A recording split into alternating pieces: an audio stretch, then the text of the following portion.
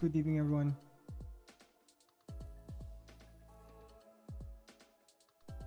I hope you can hear me, yeah?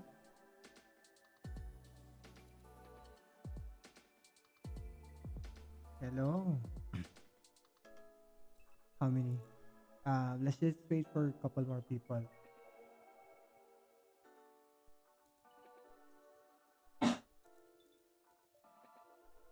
Let's wait for a couple more people and then we'll make a start. Good evening, everybody. My name is Emer. If you're new to my channel, um, welcome. Hello, nice to meet you. I hope you can hear me okay. Yeah. Let's just read some comments.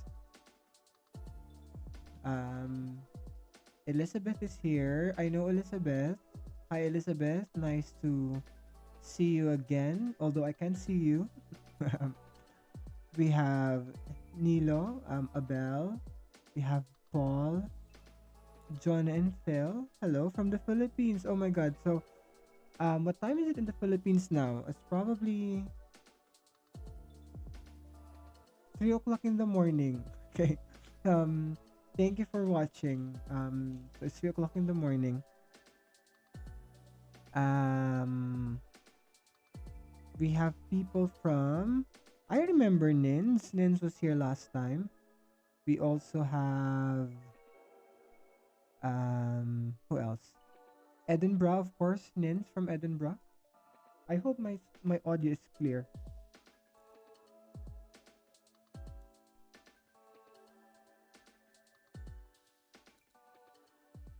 And then we have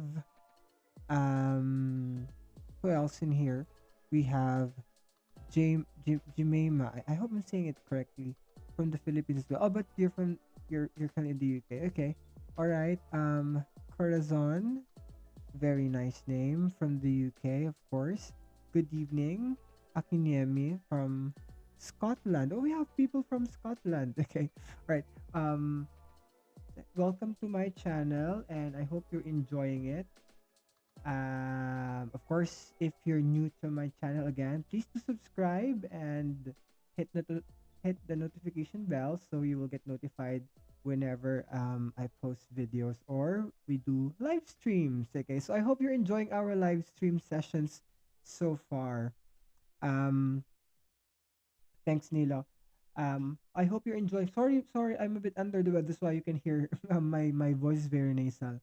Um, so yeah, please do subscribe and please do follow me on my social media accounts. It's on the screen.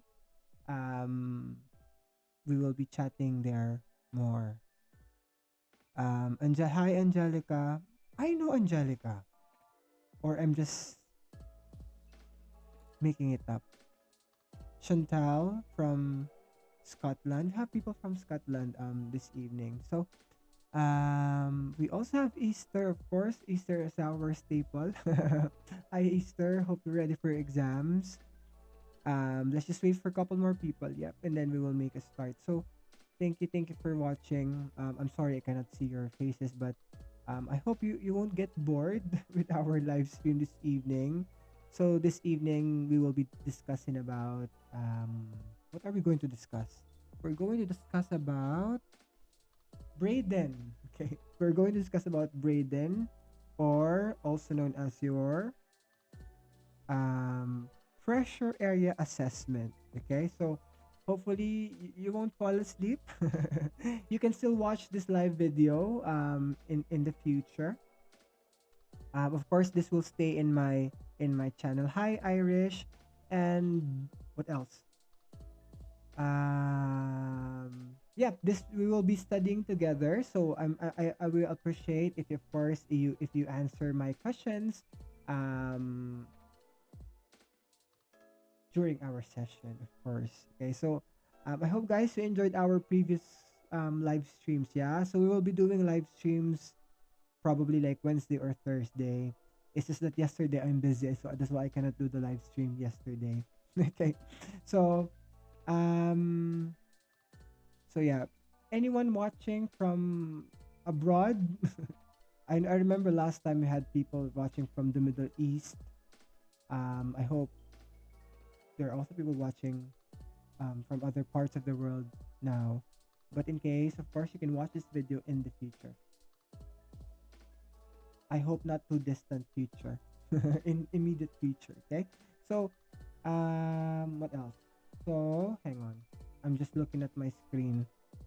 So we will make a start in a couple more minutes. Let's just wait for a couple more people. Yeah.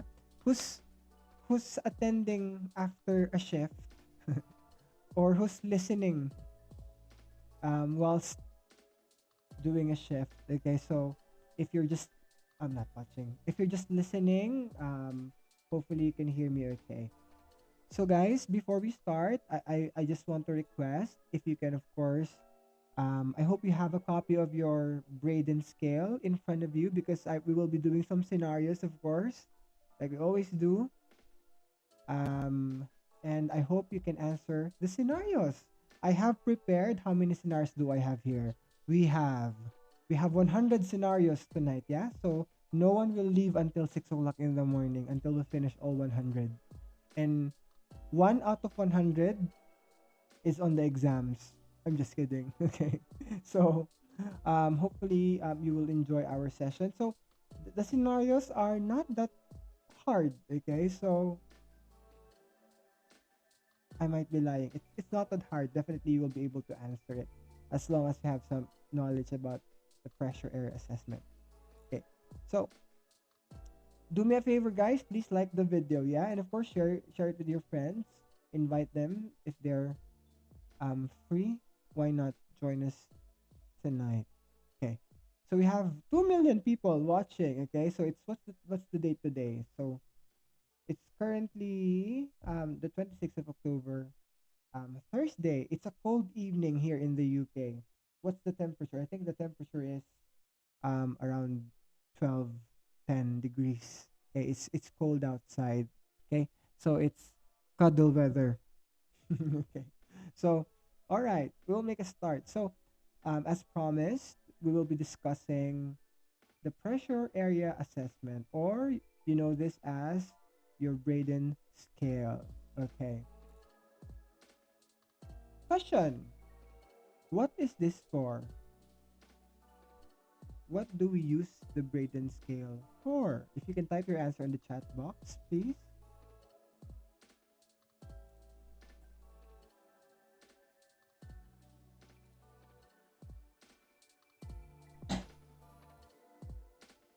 Let's see what we know about the Braden scale.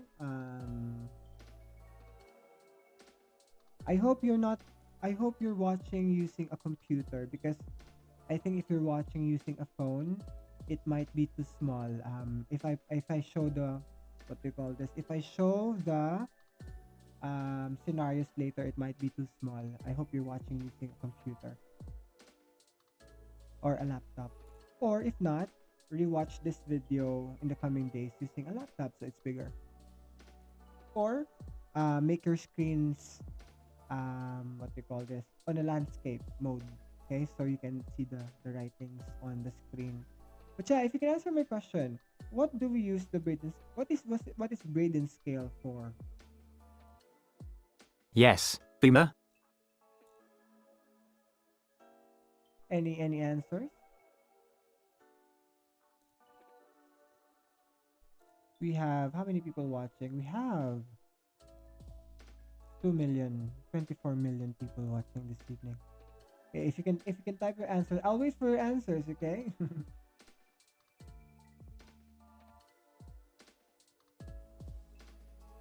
Abel said it's an assessment tool for pressure sore. Grace said it's for pressure sore as well. Do we agree with Abel and Grace? Akinyemi, he said, to identify patient at risk of developing pressure ulcer. Well done. All your answers are correct. Okay, all your answers are correct. Well done. Okay, let's just show it on the screen.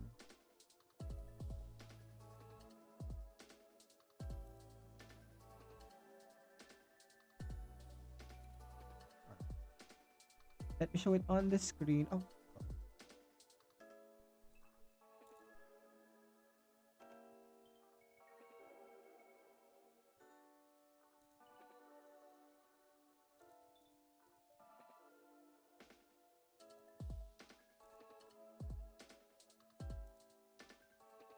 all right. So thank you for all your answers. High assessment tool according to Nilo for pressure SOAR. So well done. Thank you for your answers. Theodora, hi Theodora. Um, OB. All right. So we will be discussing the marking criteria first before we go through the details of the Braden scale. Okay. All right. I don't know if you know this. The marking criteria was just updated a couple of days ago. Have you seen it? If you can type yes, or if not, congratulations. That's a surprise. Now we know that the marking criteria was updated a couple of days ago. Have you seen it? Or is it your first time hearing this information?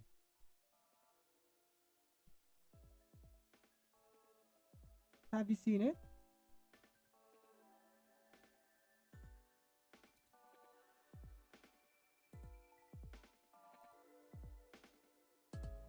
No, Easter. Okay, so we won't be able to discuss all the marking criteria tonight, but of course, when you have the chance, Corazon know as well. So when you have the chance after we finish our class, I hope I didn't make you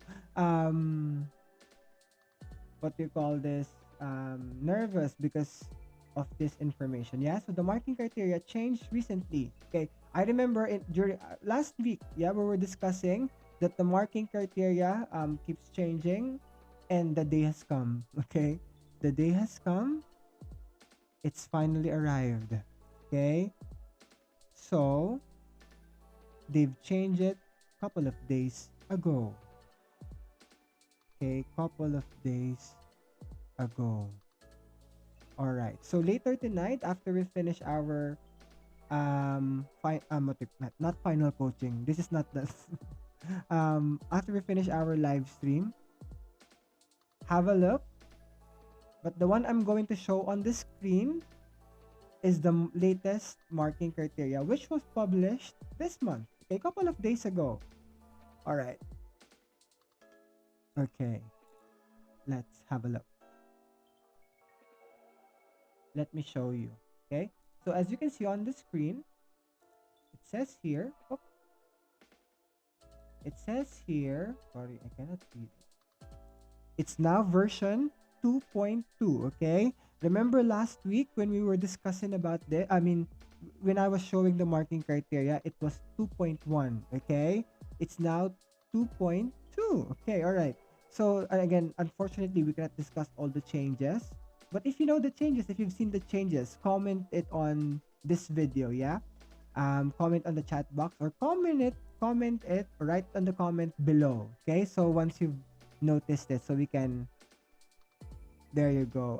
Corazon said she just saw it. Okay. All right.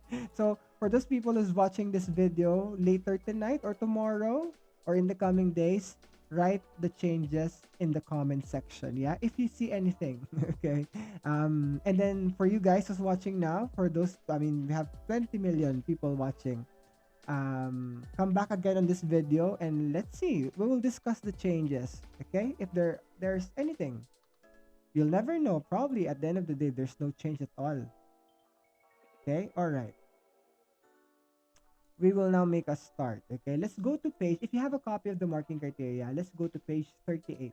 Okay, we will now find out what are the changes. What the changes are for Braden. And no, I won't say this today. Okay, I won't say this today, but yeah, in the coming live stream, I have something to say.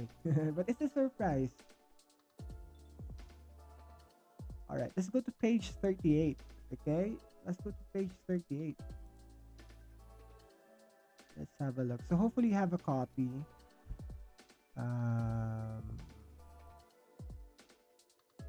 my eyes are bad, so I'm trying to find where it is.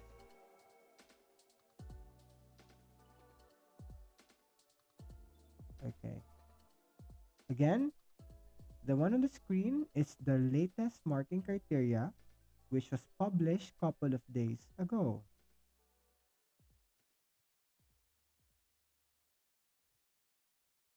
What page? Okay, here you go. Finally, I found it. Okay, finally, I found it.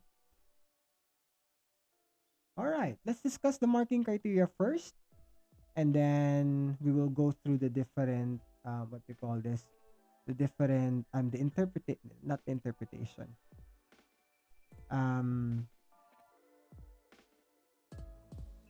okay, Angelica said, nasopharyngeal suctioning. There are some additional information. Have a look. Yeah, have a look. Thank you, Angelica, for sharing. All right, so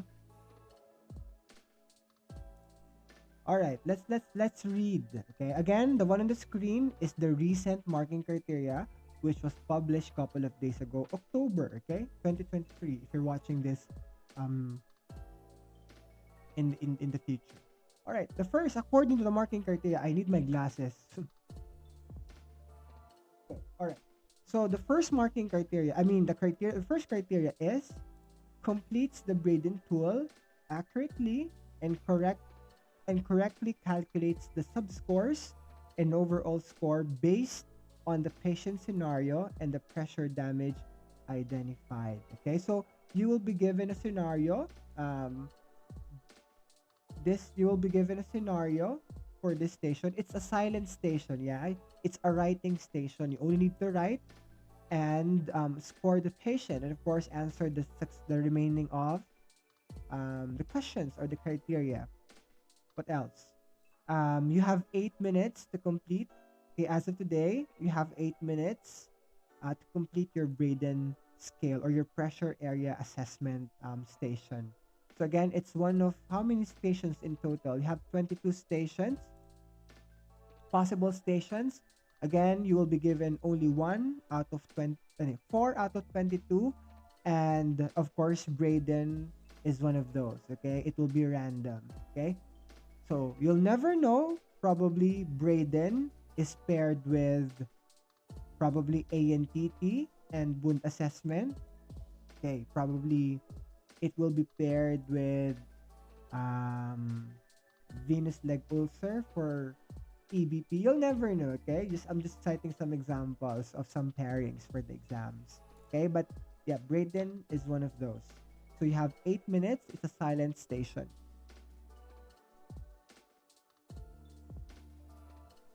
High favor, first time on your live. Yeah, please do share my live, and of course please do subscribe on my channel and do follow me across my social media. Jemima, hopefully I did not make you scared. Okay, you can do it. You can do it definitely.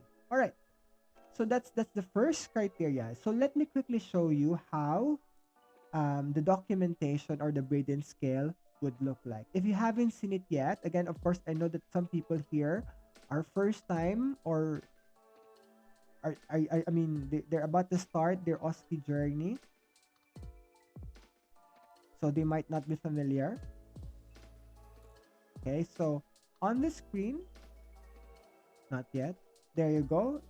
As you can see on the screen, this is the Braden scale that I'm referring to. So this is the document that you have to complete during the day, during the examination. Okay, one of the documents, because of course you have to put your scores on this paper, and the other paper, you will be at putting your other answers. Okay, based on the scenario. All right, let's carry on. Oh, let's discuss this one now, okay? Since we're here, okay? I don't know if you can see this, but hopefully you have a Braden in front of you as well. I've actually printed it, yeah? It's here in front of me. I have one because I know that I will struggle reading what's on the screen. But yeah, hopefully you have one, okay? So don't worry, it's the same Braden scale from the last update or from the previous criteria or the previous upload.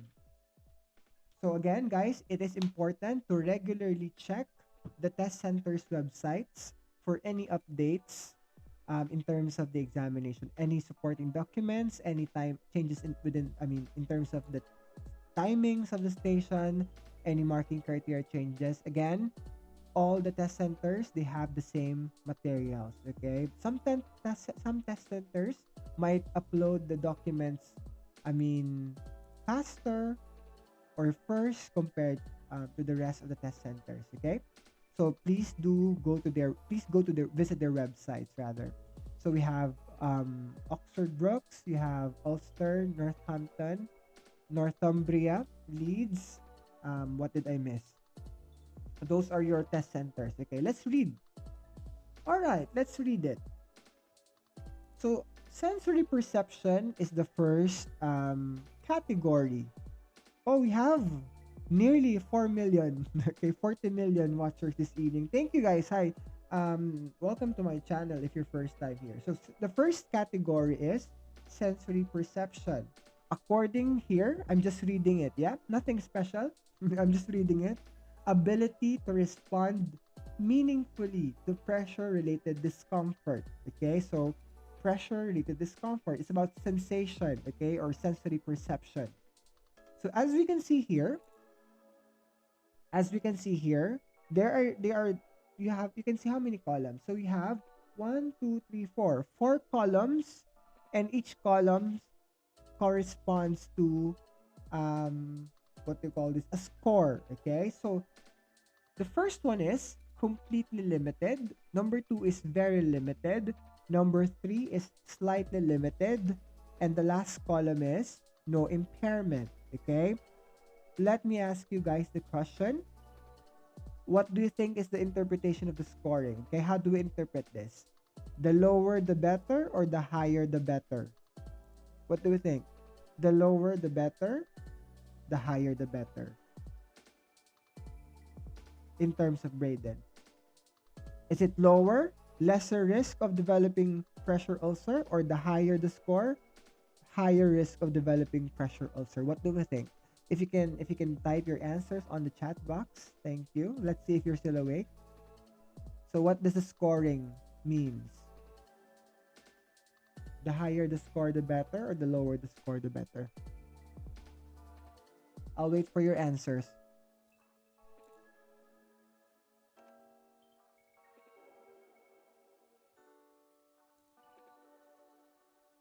I can see some answer. Let's see if you agree. If you agree. Do we agree with these people? Okay. All right. Akinyemi, the higher the better. Okay. So Minnie said the higher the better. Easter, well done. Nilo, the higher the better.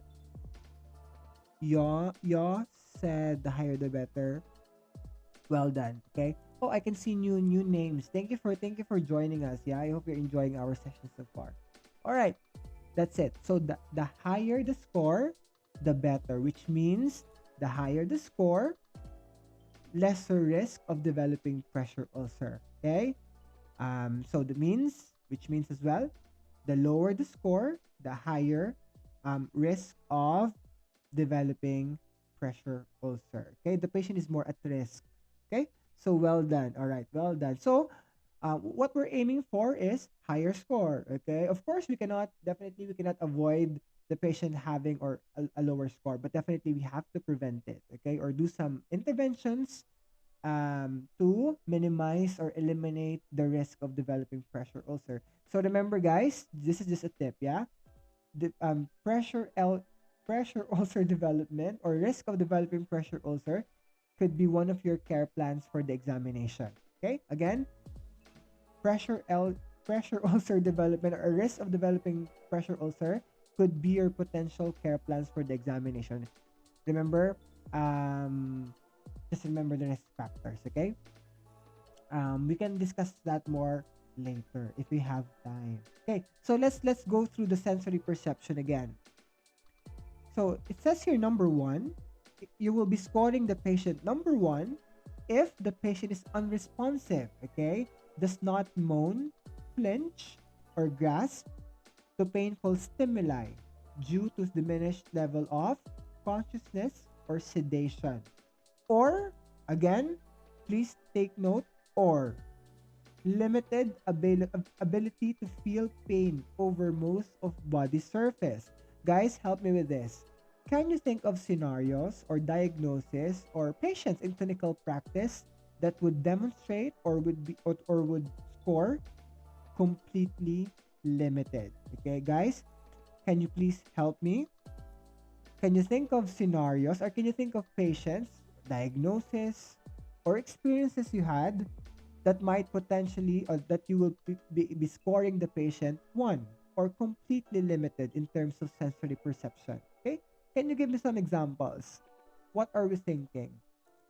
If you try and picture a patient scoring one for Braden, what do you think? What potential scenario that you might be scoring the patient one? Okay, let's see your answers on the chat box. Okay, so it says here unresponsive, does not moan, flinch, or grasp to, painful stimuli. I'm stuttering, sorry.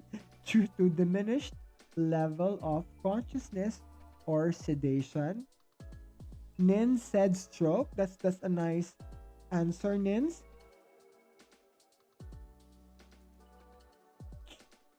What else? What else are we thinking? What other scenarios could it be? So Akinyeme also said stroke. What else? What other scenarios you might think that the patient is unresponsive? Especially, it says here, to painful stimuli. Many said end of life patient that is imminently dying. That's a very good answer, Minnie. Thank you. Definitely. Akinyemi also said, of course, from your unconscious patient. Of course, on the examination, if you see the word unconscious, that's the answer, definitely. Nins also said comatose.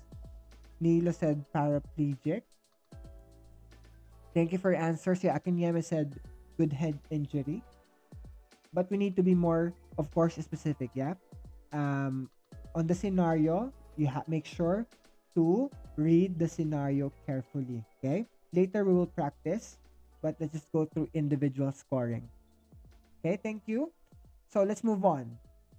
So very limited, it says here, responds only to painful stimuli, cannot communicate discomfort except by moaning or restances. Okay, so if we compare number one and number two, for completely limited, the patient is unconscious. Okay, for number two or very limited, the patient can respond. The only problem is only to painful stimuli. Okay, or has a sensory perception or impairment that limits the ability to feel pain or discomfort over one half of the body. So please do remember the keywords, okay? So for number one, it's very limited. It says here to pain and sensory impairment or discomfort over one half of the body. So please do remember the keywords, okay? So if you have a copy, like the one I'm holding, yeah, I've printed it because again, my eyes are bad. I couldn't read it. So if you have a copy, circle those words. It will definitely help you. Again, Emer, question: do I have to memorize this? You don't need to memorize this table or this of course this tool because it will be present or given on the day of the exams. Yep. Next, slightly limited. So what's the difference? Says here responds to verbal commands, but cannot always communicate discomfort or need to be turned. Okay, so what's the difference between number 3 and number 2? So number 2, only to painful stimuli. Here, the patient can respond verbally. Okay, but not always. Okay, but not always. So there's an improvement. Yeah, or it says here, or has some sensory impairment that limits ability to feel pain or discomfort in one or two extremities. Okay, so compared to the previous one half of the body. Here for number 3, it's one or two extremities only. It could be this arm, the right leg or the left leg. Okay, or right arm and the left leg. It could be that. Okay, so again, the difference is the previous score, very limited, it's over one half of the body. Okay, here it's either one or two extremities only. I hope that is clear. And of course, number 4, again, remember our scoring, the higher the better. Number 4, of course, no impairment. It's just you and me. Okay, us in this call. Okay, no impairment. Okay, so that's our number 1. That's our sorry, that's our number 1. Okay, I hope that's clear. All right, let's move on to the next criteria or category. The next one is, so again, guys, a tip for this exam is look for the keywords on the scenario. So if you have a copy, please do circle those keywords, okay? So it will be easier to remember. Number 2, moisture. Okay, of course we know moisture. It says here the based on the interpretation or the definition in the Braden scale, it's the degree to which the skin is exposed to moisture. Okay, so that's your moisture. So number 1, constantly moist. Okay, it says here the skin is kept moist almost constantly by perspiration, urine, etc. Dampness is detected every time, okay, the patient is moved or turned. Okay, so the words here to remember, of course, almost, okay, almost constantly moist, okay, almost, okay, constant, all right, it's constant, okay, and of course, perspiration and urine. And of course, there is a need, dampness is detected every time you turn the patient or you move the patient. Okay. So, number 2, very moist. Okay. So, very moist. The skin is often, but not always, moist. The linen must be changed at least once a shift. Okay.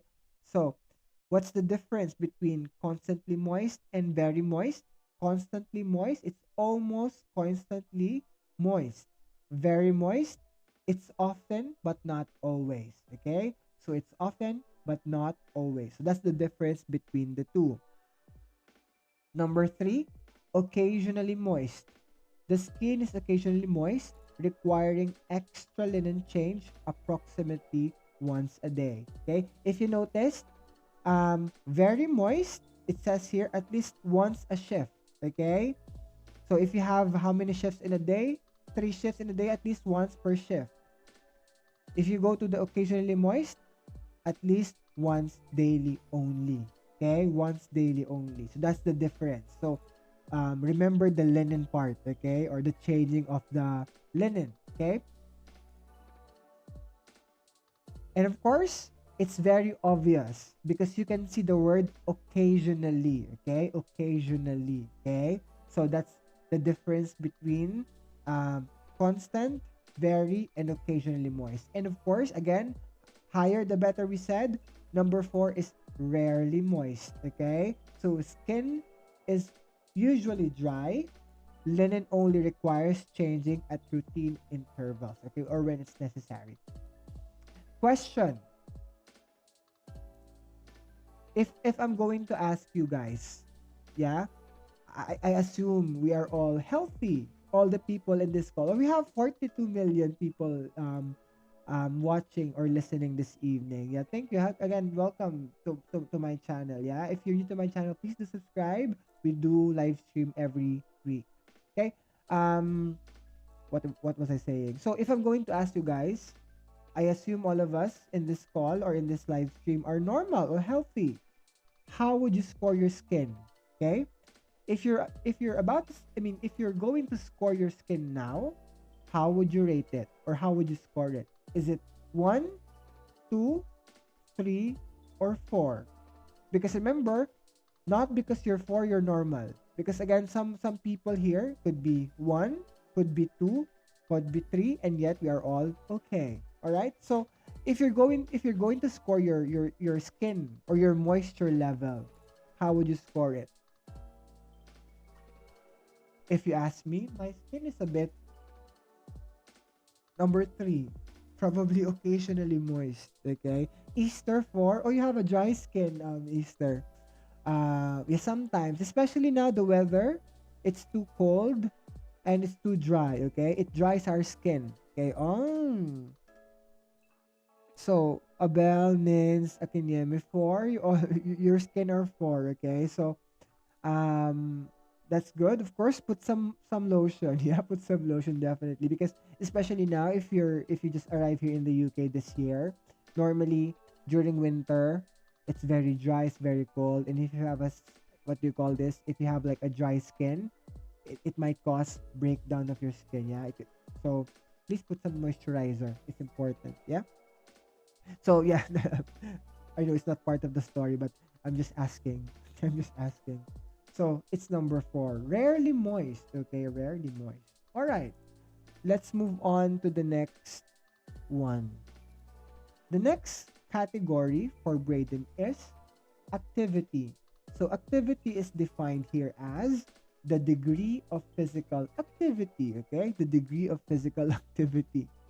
All right, that's the definition of activity on the Braden scale, the one I'm holding.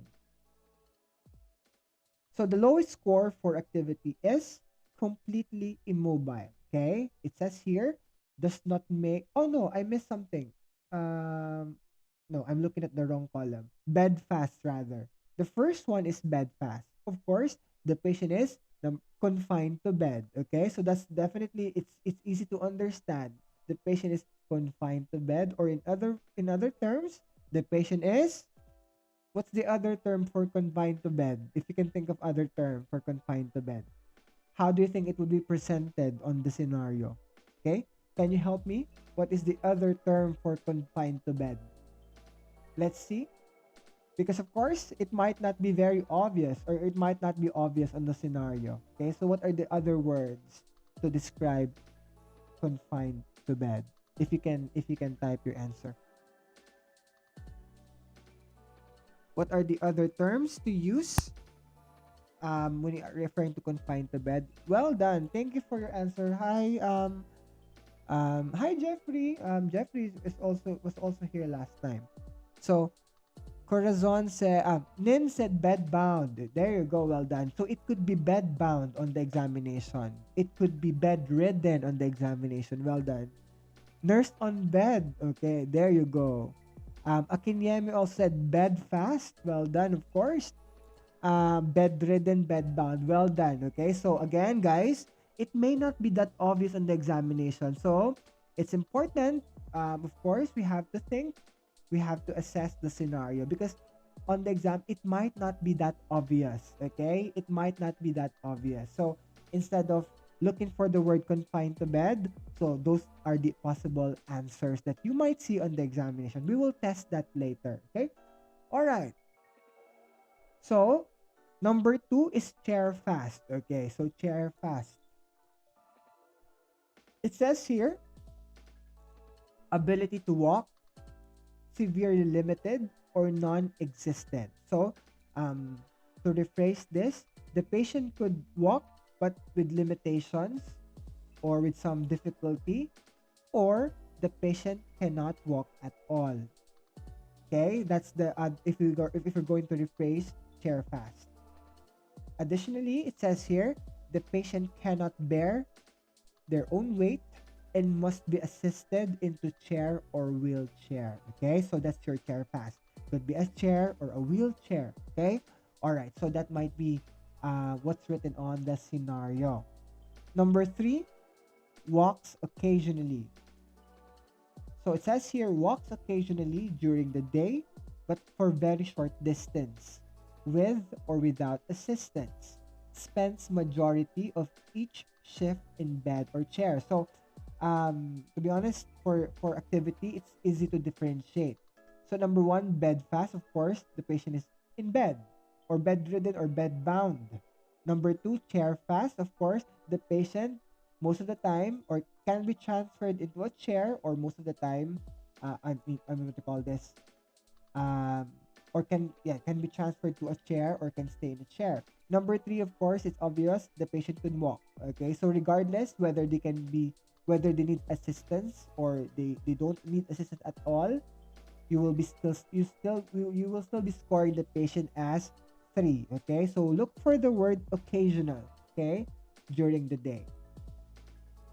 So number four is us in this call. Okay, so people in the call, I assume all of us. Number four, walks frequently. Okay, so everyone in this call, I hope, yeah, we are walking, or we walk frequently. All right. The definition here, not the definition, but I mean the description is walks outside the room at least twice a day and inside the room every 2 hours during waking hours. Okay, so guys, make sure to walk. Okay, um, make sure to walk. Yeah, walking is a nice form of exercise. Definitely, it's hard to walk outside though because it's too cold. But it says here and inside the room, yeah, every 2 hours. So during waking hours or every waking hours. So what's the difference between three and four? So number three is occasional during the day with or without assistance. And of course, number four, outside the room or every 2 hours inside the room. Okay, like you and I. All right. The next category, we have mobility. Okay, we have mobility. Again, it's important to circle or highlight those words so you will remember it. I mean, you will be able to differentiate it. Yeah, I hope you're enjoying it. Yeah, enjoying our session so far. Sorry, I'm a bit nasal. I'm under the weather. Um, Next is, yeah, mobility.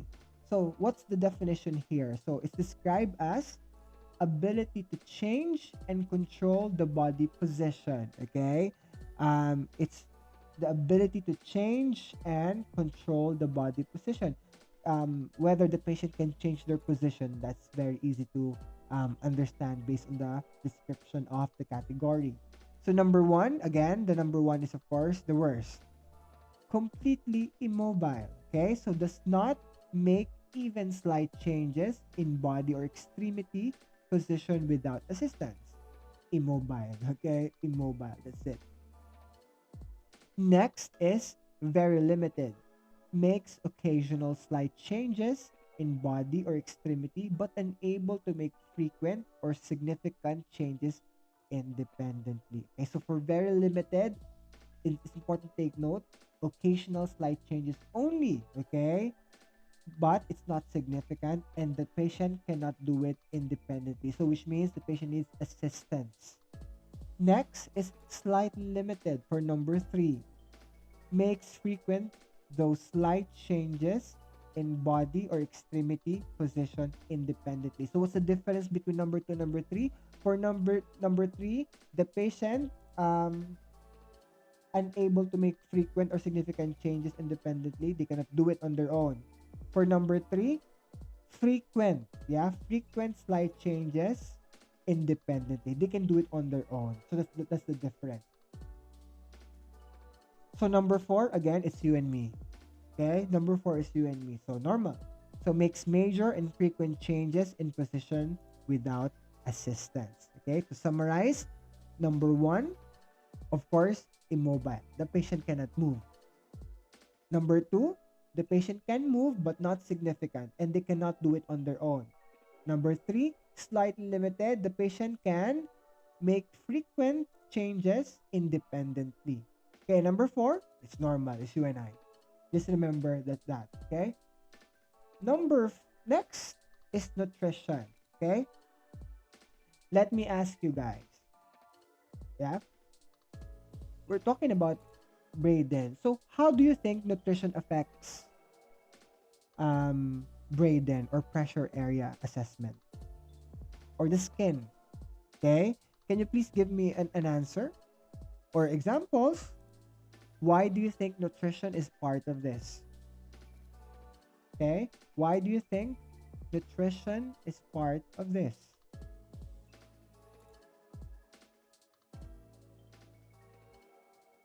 How does nutrition affect um, ulcer development? For those people who attended our final coaching I don't know how many people are here who attended the final coaching. Let me ask you the question if you remember this. I mean, male or female, who is more at risk of developing pressure ulcer according to the evidence-based practice?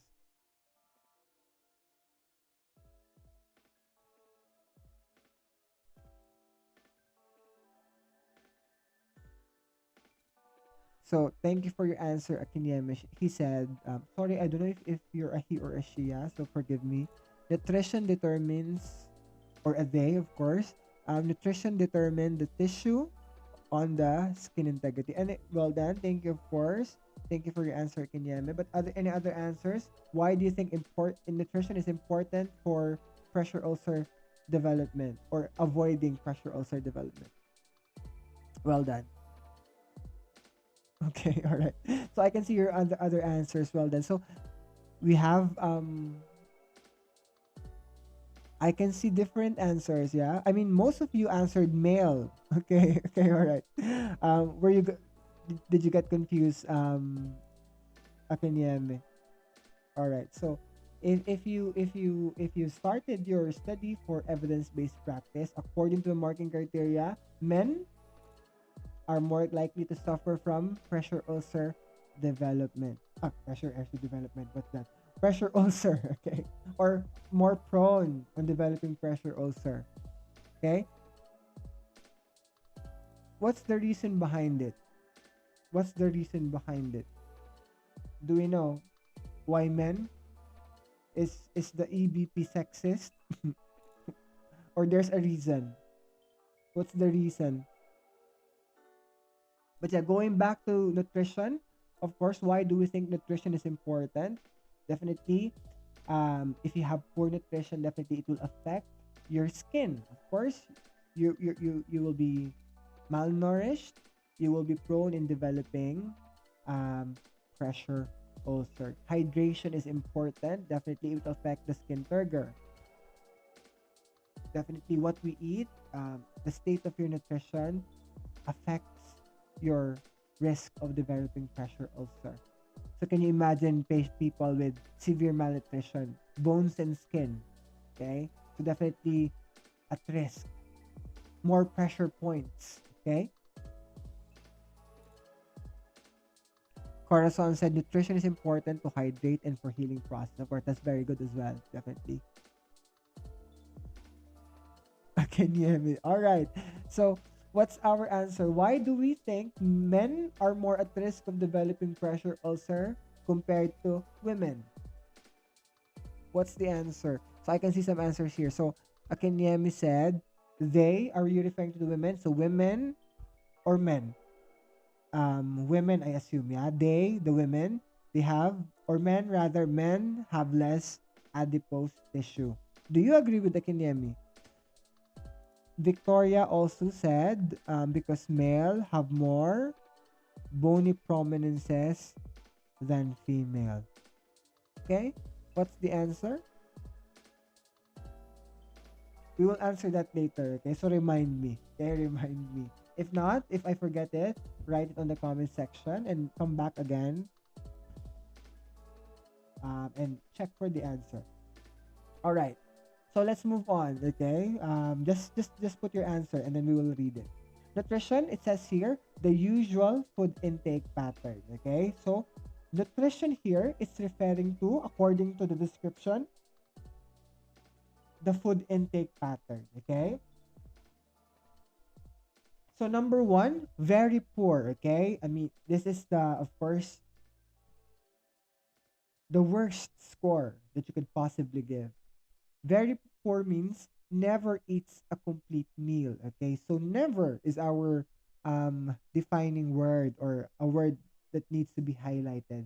Never eats a complete meal, rarely eats more than one third of any food offered. Okay, so rarely eats more than one third. So it is important to take note of the number or the fraction, one third. Okay, of any food offered.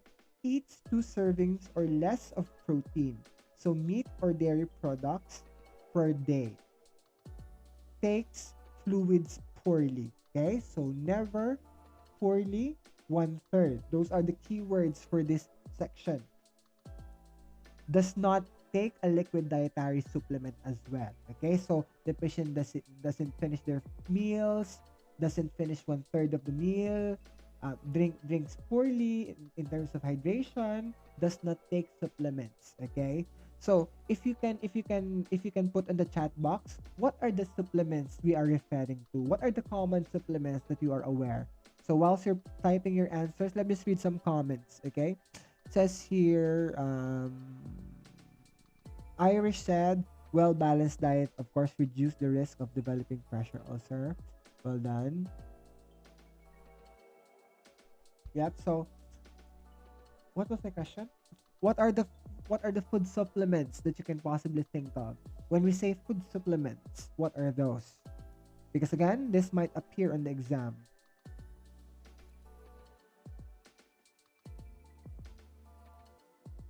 Thank you for watching again. Guys, please do like the video, yeah? And of course, share this, invite your friends, and do subscribe on my channel. We reached 19,000 subscribers the other day. So thank you for subscribing to my channel and for supporting our channel. Food link now. I'm not familiar of that brand, Easter. Fortisip, I'm familiar with that brand. Okay, Fortisip or other high in protein supplements. Of course, your classic Ensure, okay? Well done. So those are the examples. Of course, your food supplements. Well done. We also have, what else? What else? What other brands can you think of? So we have your Procol shots, you have your Ensure, your Compact, and then the regular Ensure. Okay? We also have Nifro. I think that's one of the brands for patients, specific to patients with kidney problems. Well done. So those are the possible food supplements that you might see on the exam. And of course, there is an or, okay? Additional. It says here for very poor, the patient is nil by mouth. It says on the marking, it says on the actual Braden NPO, but remember, we don't use NPO in the UK, yeah? For some reason, on the Braden scale, it says here NPO, but in the UK, it's your first time hearing this, in the UK, we call it nil by mouth, or NBM, okay? And or maintained on clear liquids or IVs for more than 5 days. Okay, to summarize, very poor, again, never completes their meal, rarely eats more than one third, they drink poorly. What else? They are nil by mouth, they might be on clear diet or IV fluids for more than 5 days. Of course, if you think about it, definitely um, it will definitely affect their nutrition, which again will result into poor skin nutrition, which leads to pressure ulcer development. Complan. I'm not familiar with Complan, Victoria, but thank you for that answer. There you go. Well done. I know in care homes you use different brands as well. Yeah. If you're working in the hospital, probably you're more familiar with Ensure. In care homes, they also use different brands. Fortisip, of course, and Forticream. I'm familiar with Fortisip and Forticream. Well done. Number two, probably inadequate. So rarely eats a complete meal and generally eats only about one half of food offered. So if we compare two and one, so one is what never, rarely eats more than one third. For number two, um, generally eats only about one half. Okay, so that is your comparison. Protein intake includes only 3 servings of meat or dairy products per day. Occasionally, we'll take a dietary supplement. So if you compare this from the previous one, they don't take supplements here occasionally. Okay, that's the word to take note of. Occasionally, we'll take a dietary supplement, or there's an or receives less than optimum amount of liquid diet or tube feeding. Okay, so they might be on tube feeding, but it's inadequate amount according to the scale. Or again, if they're on liquid diet, it's inadequate. So one thing to take note of for score number 2, it says here liquid. For 1, it's clear. Okay, clear. So it's different. Number 3, adequate. Okay, so adequate. Probably most of us or some of us, adequate nutrition. It says here eats over half of most meals. Okay, so to compare the previous score, less than one half. For adequate, more than half of the meal. Okay, so again, the comparison, the previous, less than one half. For adequate, it's more than one half. So it's important to take note of that. Okay, eats a total of 4 servings of protein, which includes meat and dairy products each day. Occasionally, will refuse a meal, but will usually take a supplement if offered. So if you offer them, ensure they will probably take it. Okay? And or there's an or the patient might be of course receiving nutrition via NG, okay, or via tube or TPN regimen, which probably meets most of the nutritional needs. Okay, so for number 3, for adequate, more than one half. If you give them ensure, they will take it, or they might be on tube feeding, and that is adequate. Okay, to compare from the previous score, less than, adequate, or less than one half. And of course, in terms of the dietary supplement, they might occasionally take it. And of course, if they're on feed, it's inadequate or receives less. And of course, excellent, it's you and me. Okay, most of us in this call, we are, I hope we are all receiving excellent nutrition, which means we eat most of our every meal. Okay, so whenever we eat food, probably most of the time we finish it. Never refuse a meal. Of course, me, I never refuse a meal. Okay, so if you will take me for a date, of course I will finish the meal. Um, Usually eats a total of 4 or more servings of meat and dairy products. Okay, occasionally eats between meals, does not require supplementation. So, it's you and me. Okay, it's you and I. So you finish all your meals. Probably you have snacks in between, of course, and you don't require any supplementation such as Ensure or Fortisip or whatever you've written on the comment section. Okay, so that's your nutrition. And last but not the least, it's friction and shear. It says here now, so this is important to take note for this section, yeah? This is the only category among how many categories do we have? 1, 2, 3, 4, 5, 6. Among 6 categories, this is the only category we're in. The highest possible score is 3. Okay, again, if you compare this against the rest, it's the only section or category we're in. The highest possible score is 3. Okay, so let's differentiate. So number 1, it's again, so friction and shear. So we think about friction. Okay, so probably we generate friction probably when we move the patient. Okay, or when the patient transfers. So number 1, a problem. Okay, so you will be scoring the patient 1, and that means problem. If they require moderate to maximum assistance in moving. Okay, probably are we familiar with proper manual handling technique. Of course, it's one of your mandatory trainings. So if you go to the hospital, to the care homes, definitely one of your important or essential trainings would be manual handling technique or moving and handling technique. Yeah, so definitely it is important. So it says here requires moderate or maximum assistance in moving, which means the patient is dependent on us or on the carriers or dependent to the nurses when moving. Number two, potential problem. Okay, potential problem. Mood moves feebly or requires minimum assistance. Okay, so if you compare this from the previous, it's previous moderate to maximum. Number two, the keyword that you have to take note of is minimum. Okay, minimum assistance. During a move, the skin probably slides to some extent against the sheets, chair restraints, or other devices. Maintains relatively good position in chair or bed most of the time, but occasionally slides down. Okay, of course, remember when we slide, when we definitely it generates friction. Okay, and based on the Braden scale or Braden tool, it says here it's potential problem. Okay, it's a potential problem. And last but not the least, no apparent problem.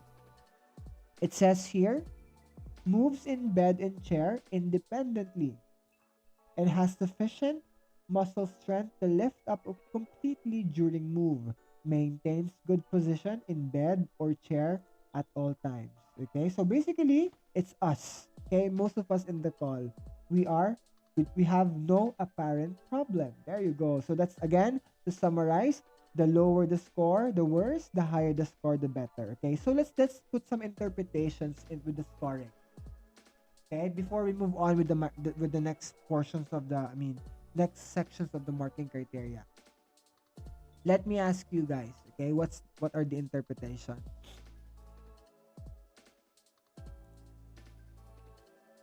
All right. So, if we say if our score is less than 12, how do we categorize less than 12? What's the classification?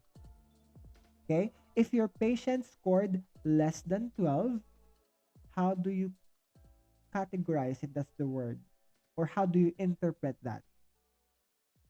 Let's see if you know this answer. If the patient scored less than 12, what is our risk? What do we call it? Let's see what your answers.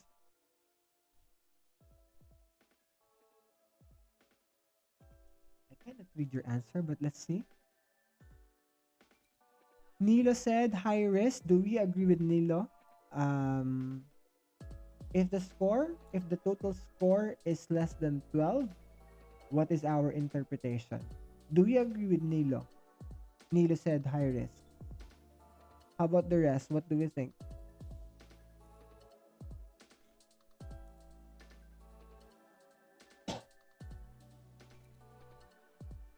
Nins also agree with Nilo. So they said high risk. Is that correct? Yeah? Of course, that's correct. Well done. So it means if the patient on the examination, if the patient scored less than 12, that means it's high risk.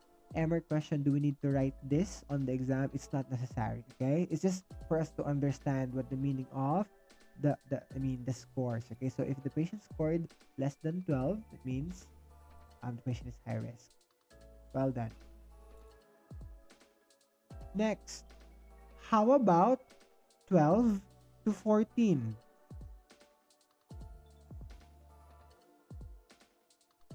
How about 12 to 14? What's our interpretation?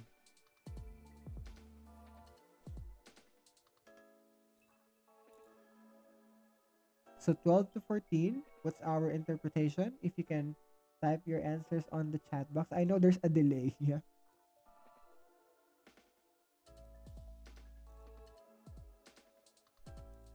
Moderate. Well done. Moderate. That's the answer. Okay, so moderate. So if the patient scored on the exam or in real life 12 to 14, that means the patient is moderately at risk of developing pressure ulcer. Of course, last but not the least, in terms of the interpretation, um, definitely if the patient scored 15 to 16, definitely it's mild risk. What is the highest possible score for Braden?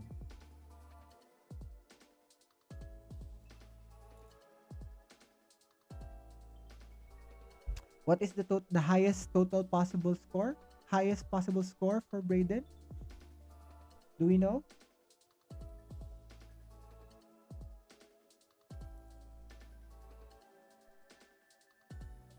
So what is the highest possible score? I hope you're calculating, yeah? 23.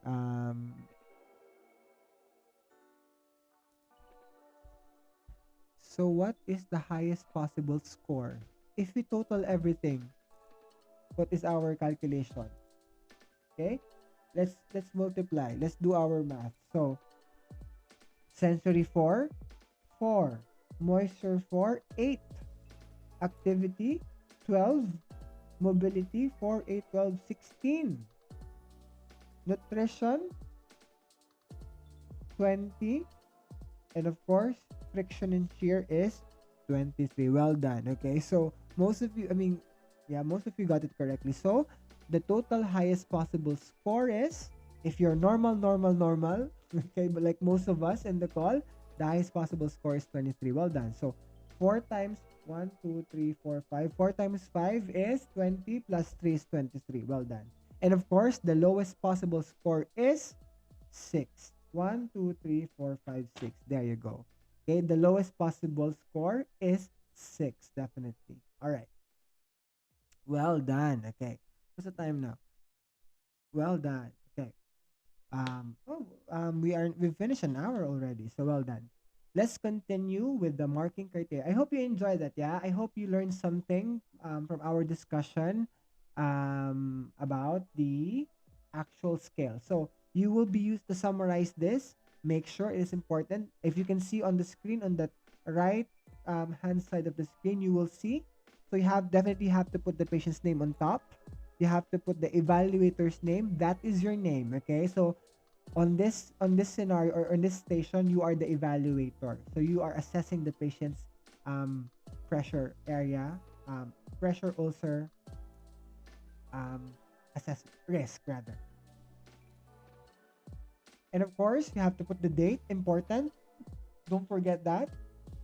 In the right hand side of the screen, you have to put the score individually. All right, again, individually per row. And then at the bottom of this paper, you will see a total. So on that section, you will be writing the total. Again, you don't need to write the interpretation. You don't need to write whether it's high, medium, or low. It's not on the marking criteria. Yeah, it's not being asked. Again, of course, if you're watching this video in the future, they might ask it, of course, then write it.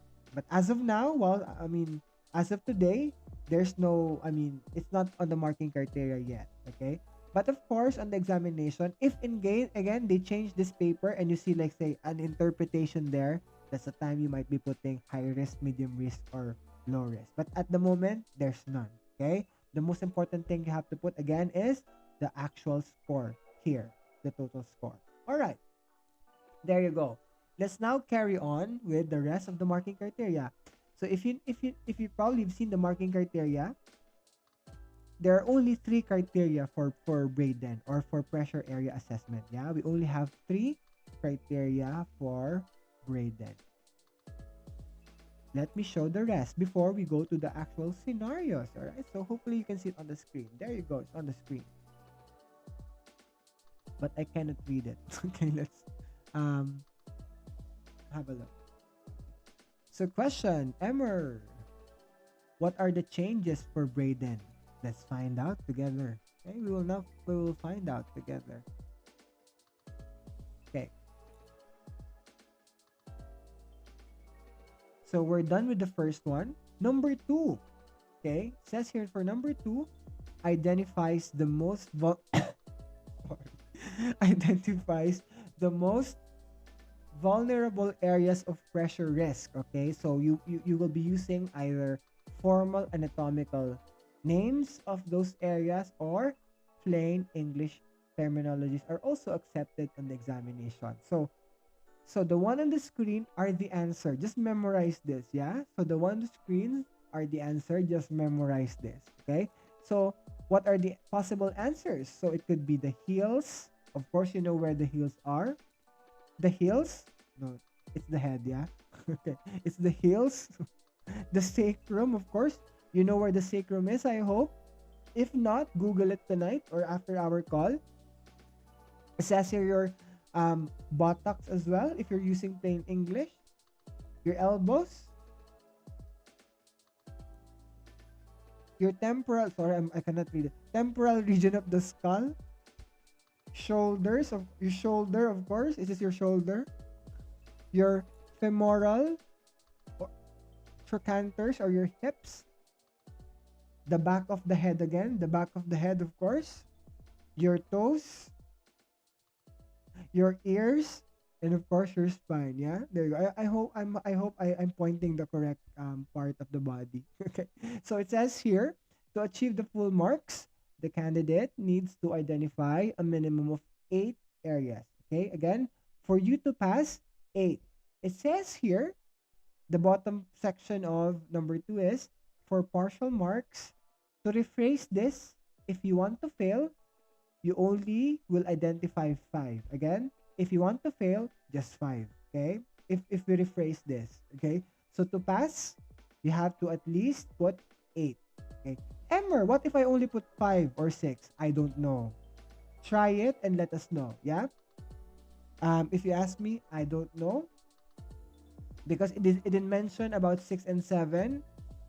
Try it and let us know. Okay? But of course, to really secure the pass mark, we have to put 8 and above. Yeah, 8 and above. So how many options do we have for number 2? How many options do we have? So heels, sacrum, 3, 4, 5, 6, 7, 8, 9, 10, 11. There you go. You have 11 possible answers. Okay, so if you can enumerate 11, why not? Okay, so again, to pass, 8 and above. To fail, 7 and below. Okay? 7 and below. All right. So, select 8, please. to make sure that you will pass. Number 3. It says here for number 3. The final, or not the final, but the penultimate criteria. Oops, sorry. It moved. You have to identify signs that may indicate pressure ulcer development. So, what are those? Number 1 is persistent erythema or flushing of the skin. Next is, so when we say erythema, what's the other term for that, or what's happening with the skin? Probably most of you know it, but probably some it's your first time hearing this word. When we say erythema, what are we referring to?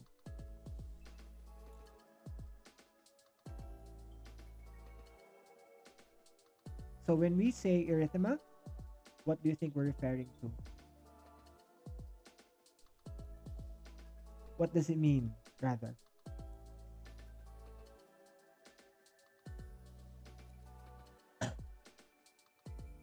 Yep. Nins, flushing of the skin, that's correct. Can you give me another definition or meaning of erythema? Easter said redness of the skin. Well done. Well done. All right. Let's move on. Next is the non-blanching hyperemia, or it says here the discoloration of the skin that does not change when pressed. So when you press the skin, the discoloration of the skin does not change. Okay. Of course, blister. You're familiar with blister. Discoloration, localized heat, localized edema. So that's how we spell edema in the UK. Yeah, OE. Probably most of you're familiar spelling edema without the O. Okay. Localized induration, it means abnormal hardening. Says here purplish or bluish localized areas. And last but not the least, as a possible answer is localized coolness if tissue death has occurred. Okay, so it says on the marking criteria to achieve full marks or to simply pass, you have to identify seven. Okay, seven.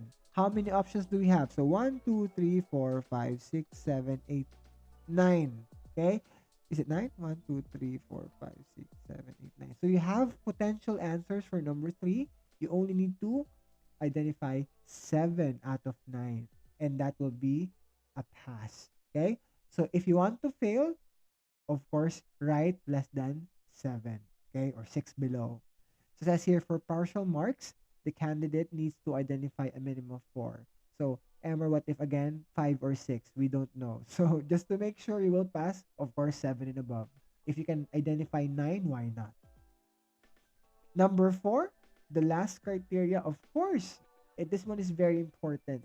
Documents findings and answers accurately, clearly, and legibly. Definitely, you know what, guys? If you ask me, do we have any fails? Do we have fails from the examination because of bad handwriting? Of course, yeah. We have people who failed the exam because the assessor couldn't read what's written on their answers. Okay, so make sure. So we are now for this particular station, we are dealing with numbers. So make sure it is important to write the numbers legibly. Okay, so please do write the numbers legibly. It's easy. It's an easy task compared to, let's say, other stations as planning. But of course, again, to make sure you will definitely pass, write clearly and legibly. Okay. So I hope you enjoyed that session. Okay. So as promised, we will now dive into some of the possible scenarios for the examination. Not some scenarios. So practice scenarios. Again, guys, disclaimer, the scenarios, the 100 scenarios I'm going to flash on the screens are not the exam, yeah? Are not the exams. Because of course, remember, we cannot share those information. I just made this up. Okay, I just made this up. So let's test your knowledge. So guys, if I hope you have a copy of your Braden, we will answer it together. All right, are we ready? Okay.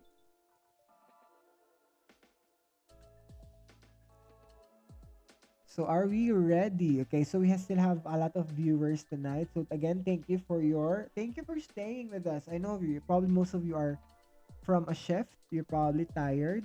So thank you for staying with us. Are we ready for the first scenario? Are we ready? Hang on. I'm just looking for it. Are we ready? Please type on the comment section if you're ready. Okay. If you're ready. I hope I can make it bigger, but my face will be covered. All right, are we ready? Yeah? Okay, in 5, 4, 3, 2, 1. There you go. Can you read it? Okay, so our task is, okay, this is the first scenario on the screen. Let me read it. Yeah, let's read it together. So again, because I know that some of you might be using your phones, um, um, but let's read it. I hope I can read it myself. Okay, all right. Let me just move closer. So, Elizabeth, a 78-year-old female resident, has been living under your care in a nursing home for more than a year and has been diagnosed with dementia. She responds to verbal commands, although she may have difficulty communicating discomfort, especially when experiencing pain. Her skin tends to be moist, although not always. Linens need to be changed at least once per shift. She is confined to bed, and the nursing staff uses a hoist to transfer her to a chair during the day. She occasionally makes slight changes in body or extremity position, but she is unable to make frequent adjustments independently, relying mainly on the assistance of her carers She rarely consumes a full meal and typically eats only about half of the food offered. Her protein intake consists of just 3 servings of meat or dairy products per day. Occasionally, she will have an ensure supplement. She requires maximum assistance in moving. Okay, let's make it bigger, yeah? So my face will be covered now. So guys, if you can grab your Braden scale, let's answer this together. Let me make it bigger. If it's not clear, possibly it's your internet, but I hope, yeah, I hope you can still read it. Probably if you what to call this, how about the rest of the guys? I hope you can read it, yeah? So sometimes it's your internet connection, you cannot read it, you cannot see this one clearly, but I'll try and make it bigger. It will now cover my face. There you go, I'm here. All right, let's make it bigger. There you go. All right, I'm here. Where am I? I'm here. I'm at the back of the screen, yeah? So if you can answer it, I'm still here. 12. I can see 12. Is that the correct answer?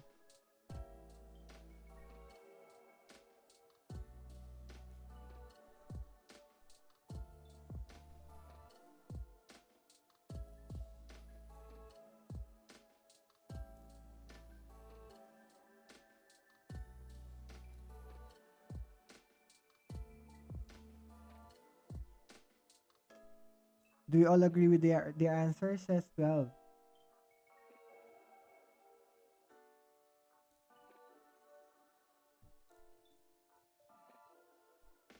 that the answer?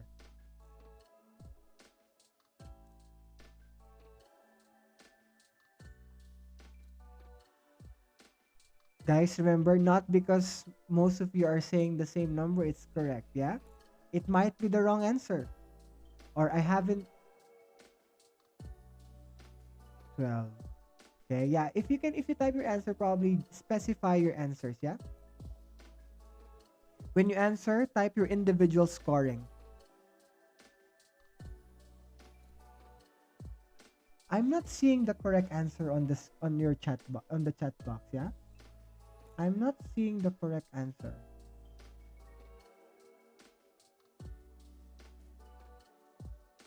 If today is the exam, most of you will not pass.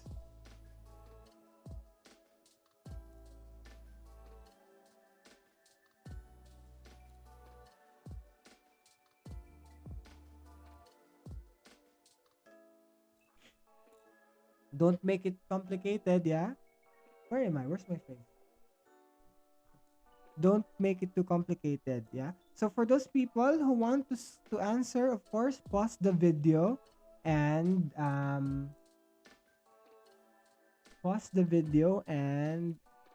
try and answer it, okay?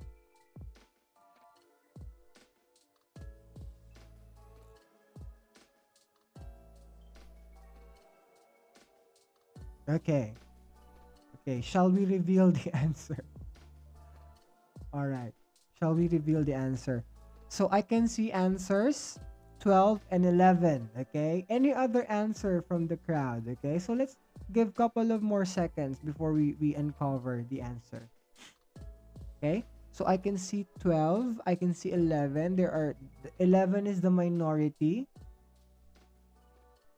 Why not 10?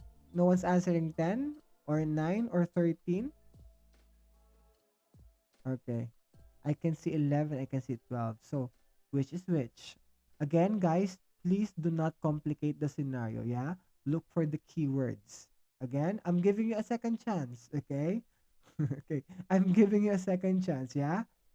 If you're going to reconsider your answer, what would it be? Let's have a look. Okay?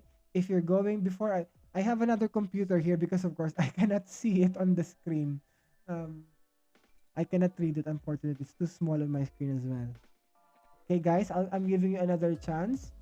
If you're going to recomplete your answer or recalculate or rescore your individual categories, What would it be?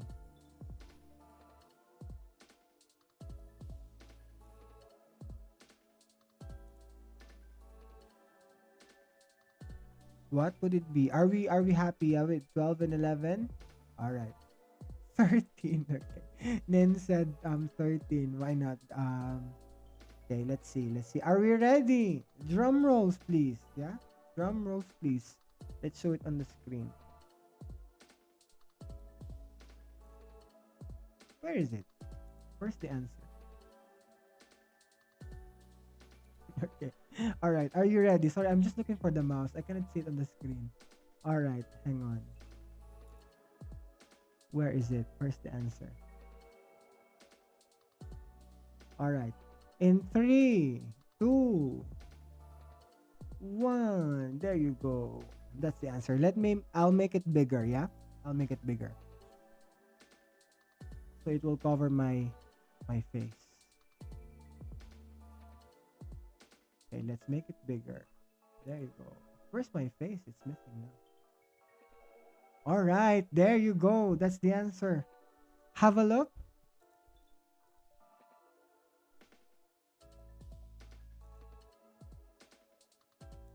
Okay, have a look on the individual answers. Okay, let's read the individual answers. Sorry, I'm using another screen because I couldn't read it on the screen as well. It says here,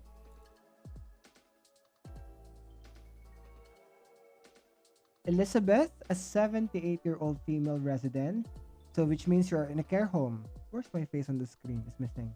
Has been living under your care in a care home for more than a year and has been diagnosed with dementia. So she responds to verbal commands, although she may have difficulty communicating discomfort, especially when experiencing pain. So the answer for that section is 3, definitely. So the answer for that section is slightly limited. Remember for number 3, responds to verbal commands, but cannot always communicate pain or discomfort. Yeah? So that's the important thing. So that is the first section. Next, her skin tends to be moist, although not always. Okay, so we learned earlier that the keyword for very moist is skin is often but not always moist. Okay, so that's the key part of that category.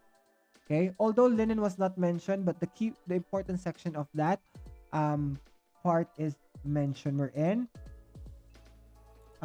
moist but not always. Okay, again, it might be rephrased on the exam. Next, she is confined to bed. I think most of you were confused with this section. Yeah, remember I did mention, please do not complicate the exam, so look for the keywords. I think some of you were confused at this part or at this section.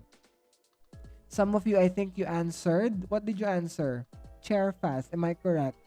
I think some of you answered chair fast. But if you have a look, yeah, the keyword is already there. She is confined to bed, and the nursing staff uses a hoist to transfer her to a chair during the day. Okay, so I think you're trying to, overanalyze the situation. But if you think about it, the keyword or the phrase "she is confined to bed" is already written. Okay, so again, so the lesson on the examination, look for the keywords. Do not overanalyze it. Okay, so it means she's still confined to bed.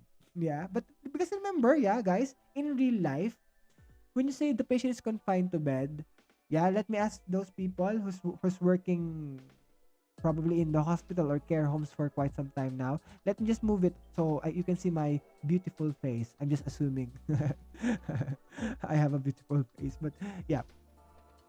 All right. So let me ask you guys, isn't it in real life, even if the patient is confined to bed, do we still move them? Do we still hoist them? Yeah, let's say, remember, if the patient is bedridden, isn't it? We do not just leave the patient in bed. We can still move them, but predominantly or most of the day, they're still bedridden. But of course, we can still hoist them into a chair or into like, into a chair, definitely. But they're still confined to bed, yeah? it is important to take note of that. Yeah. So again, look for the key phrase or the keywords on your scenario. So it's number one. Yeah. So Easter said, yeah, yes, we do move them. Definitely. Yeah. Do we agree? So even if the patient is bedridden, we can still move the patient. We can still transfer them. And yet they are still bedridden.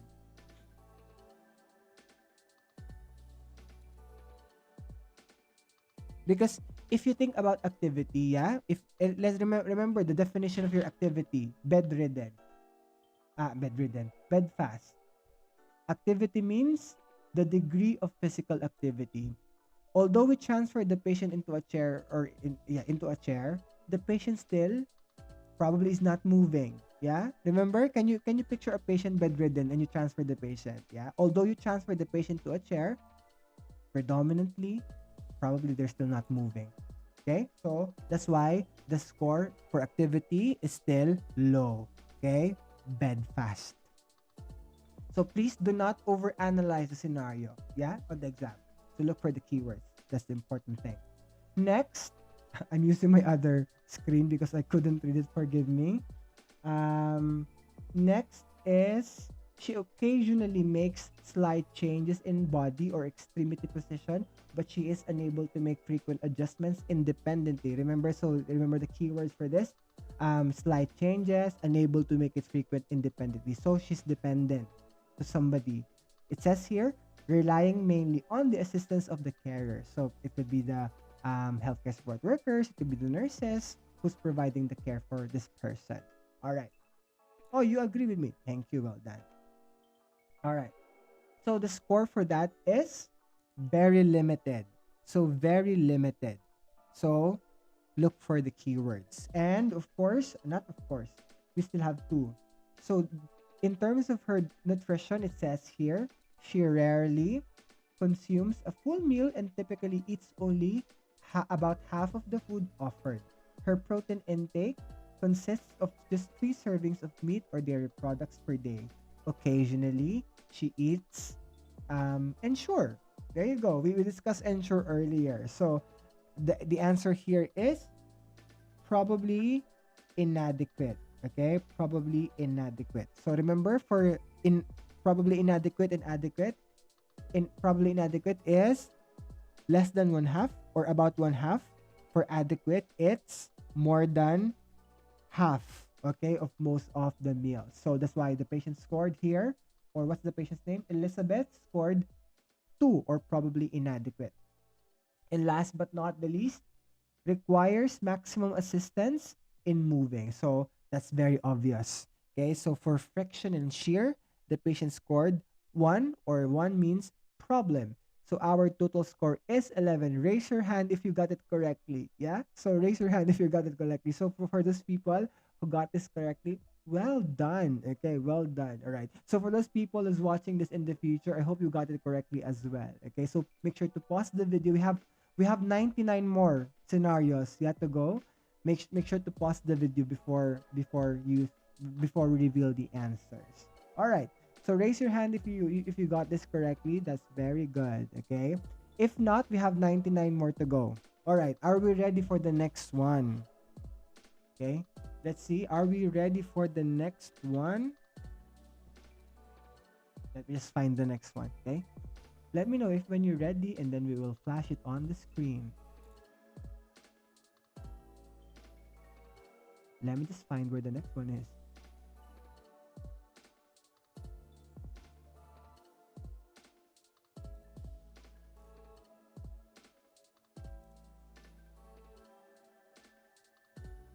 Maybell, well done. You got it correctly. Well done. Yeah. So raise your hand if you got it correctly.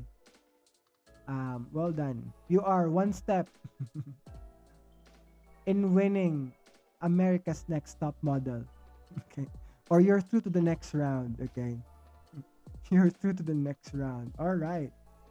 Okay. Are we still awake? Yeah. Are we still awake? Are we ready? Well done, Nins, if you got it correctly. Yeah, I remember Nins got it correctly. Are we ready? Okay. So this is the next one. Yeah.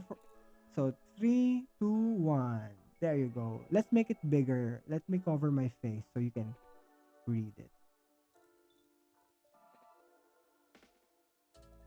hang on, let's make it bigger.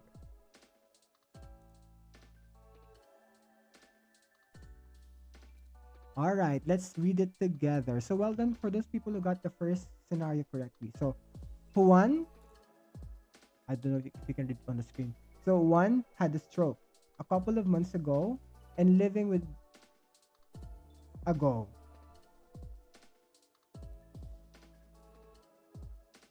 I'm reading. It's Juan had a stroke a couple of months ago and is now living at home with the support of his family.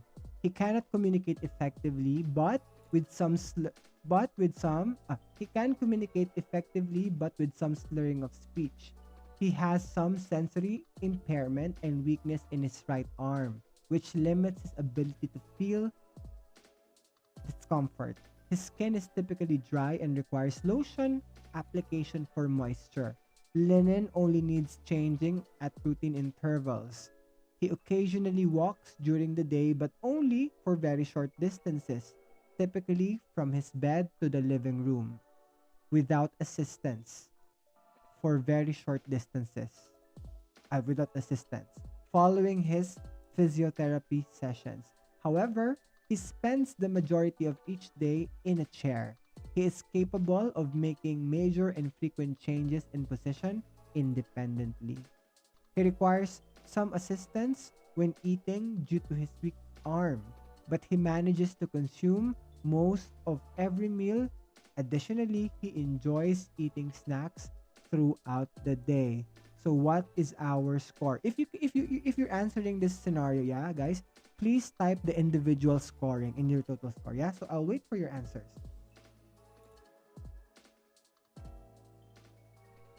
Oh, Corazon is very fast. Corazon said 9. Do we agree with Corazon, or what are your other thoughts? For the 40 million people watching this evening, what do you think is the answer?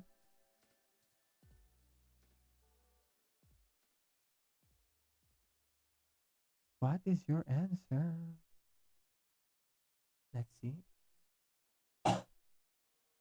The level of difficulty for this scenario is easy. Okay. The level of difficulty for this scenario is easy.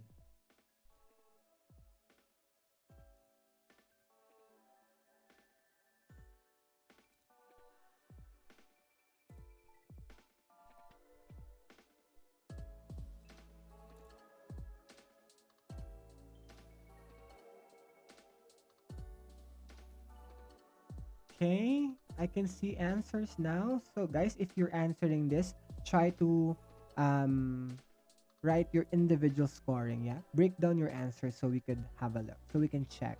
Because sometimes, remember, we can still come up with the same score, but the individual scoring might be wrong. Again, you might still come up with the correct answer, but the individual scoring is wrong, okay? So if that's the case, that will still be a fail on the examination. So again, just to reiterate, you might get the right score, but not the individual scoring, okay? Which will result to fail.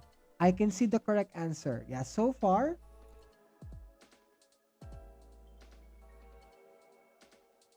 yeah, I can see the answer. There's someone who got it correctly, but not everybody. Yeah, I'll give you another chance. I'll give you another chance. If today is the exam, some of you will not pass. Yeah, unfortunately, I'm being brutal. Yeah, I'm being brutal. I'm being brutal. But if today is the exam, most of you, you did not get the correct answer. Oh, let's see. Trafalgar, he said, "Good evening. I took my exam 18 at Leeds and I passed." Oh, congratulations, Trafalgar. So, I thank you for thank you for sharing. I remember Trafalgar is also attending our session. So, well done, Trafalgar. Congratulations. Let's say congratulations to Trafalgar. Yeah. So well done. Well done. Well done. Okay. There are some improvements in your answer. Congratulations. I hope you're. I hope you're very happy, Trafalgar. Yeah. Of course. Don't forget to celebrate. Yeah. That's a good. A great milestone.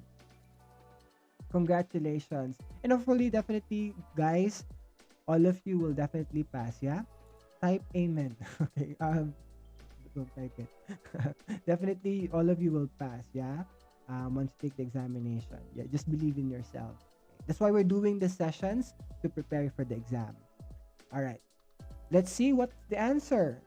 Thank you for sharing, Trafalgar. Yeah. I hope you're very pleased. You can get drunk now, but not at work. Yeah, but not at work. You can go party now. Thank you. Of course, please do share this to your friends. Yeah. Amen. There you go, Mabel. We will pass. Yeah. Type amen. So we will pass. All right. Um. All right. Let me show the scores now. Are we ready? Yeah. Let's see. Are we ready? Are you still awake? We still have 98 scenarios to go. I'm just looking for the answer.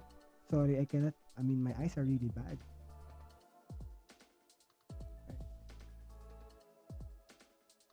There you go. Are we ready? So the answer is, drum rolls please. The answer is on your screen. 21. Okay, let's make it bigger so you can see it. Can you see this? All right, there you go. So for those people who answered 21, well done. Okay, let's explain the answer. Yeah, for those people, I can see plenty of people actually answered 21. So well done. So well done. All right. So scenario number 2. Yeah, are we discussing number 2? Yeah. So let's discuss it. So based on the scenario, he said, on the scenario it says there, Juan, he can communicate. So Juan um, had a stroke. So Juan is a very Filipino name. So he communicate effectively, but with some slurring of speech. He has some sensory impairment and weakness in his right arm, which limits his ability to feel discomfort. So most of you, I can see you answered 3. That's very well done. Why did we answer number 3? Why did we answer, what's number 3? Slightly limited. The reason for that is because his right arm has weakness. So well done. So it says here, he has sensory impairment and weakness in his right arm. So remember, for number 3,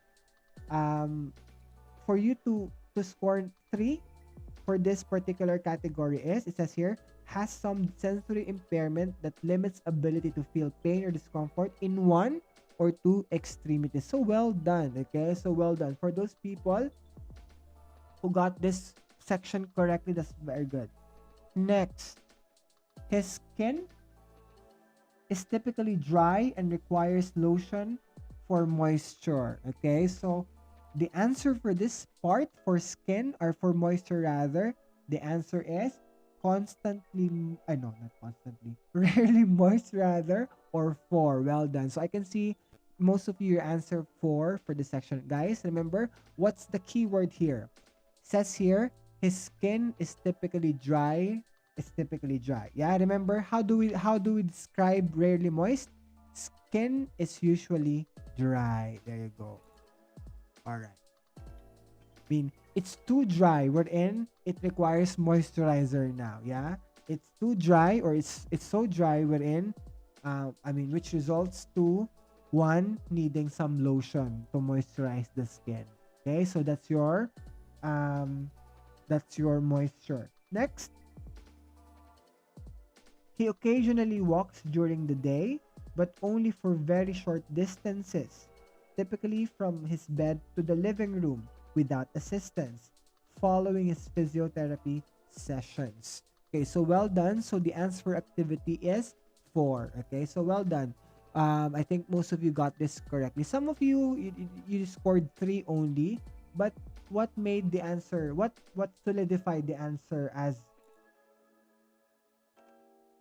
So the answer for activity is walks occasionally. So what are the keywords? It says here, walks occasionally during the day, but for very short distances. Okay, so that's one of the keywords we have to Remember. What else? It says here, it spends majority of each of the day in the bed. Yeah, there you go.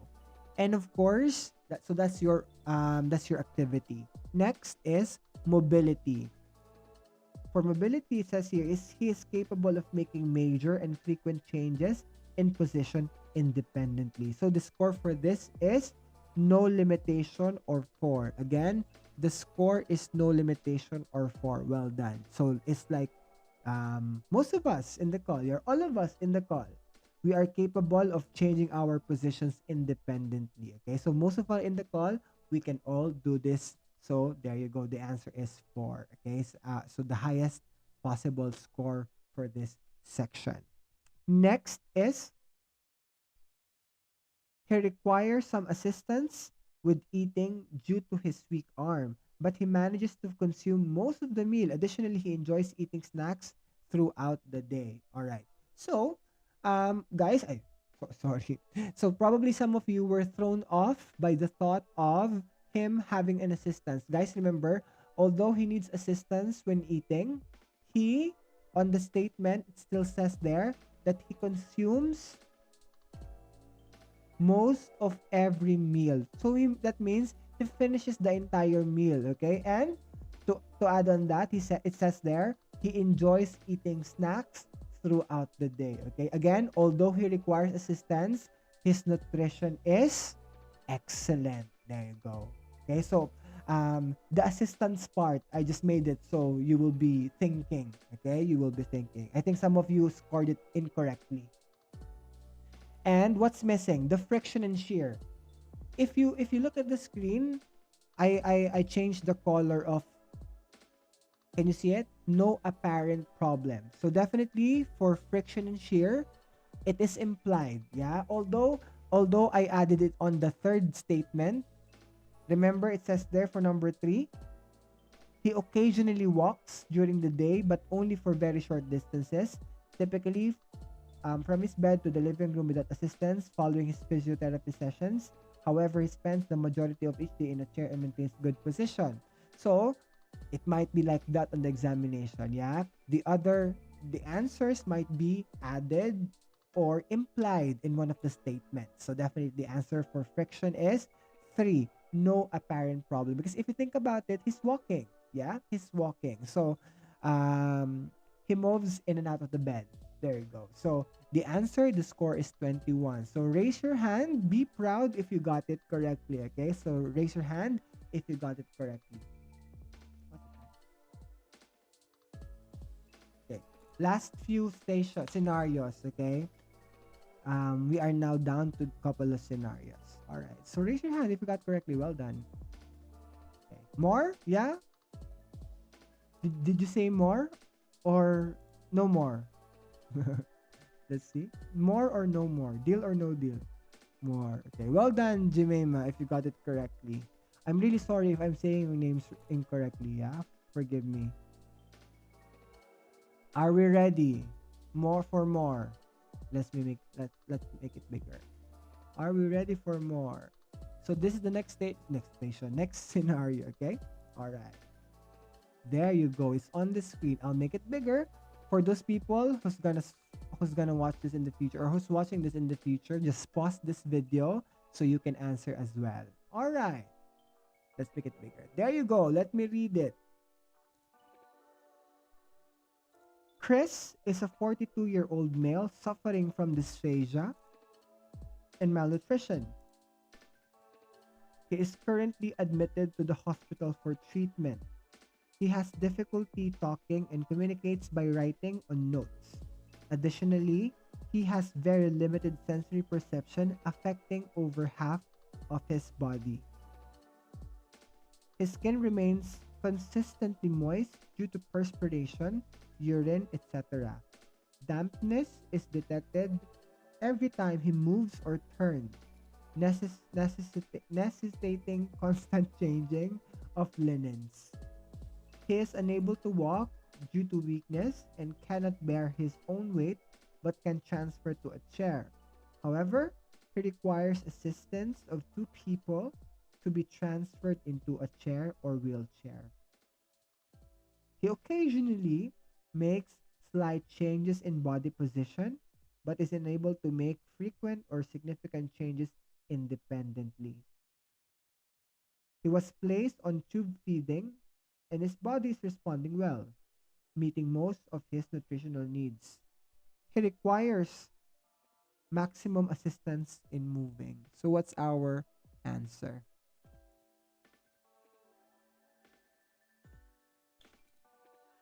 So, please type the individual score and the total score.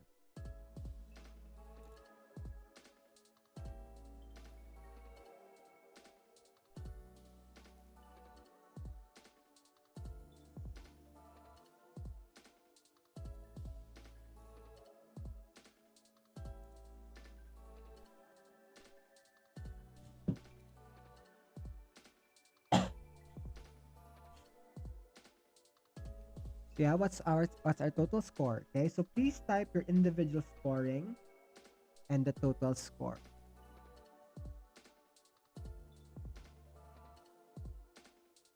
Don't forget the total score, guys, yeah? I'm really bad with math. So, we have different answers now. What happened? I thought we're getting better. I thought we're getting better.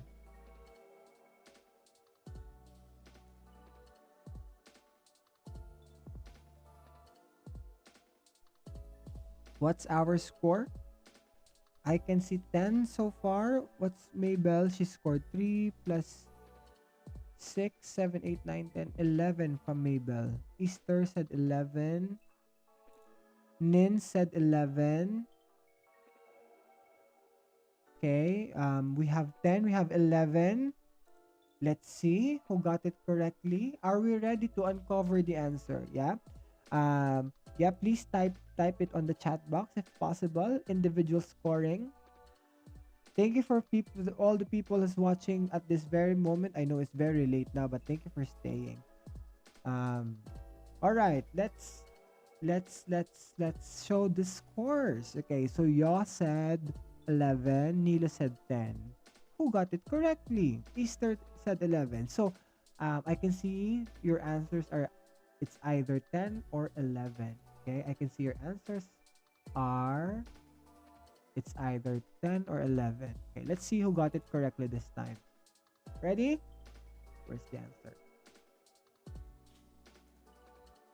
So the answer is on the screen. Not yet. Where is the answer? Hang on. I'm trying to move the answer. There you go. The answer will appear in 3, 2, 1.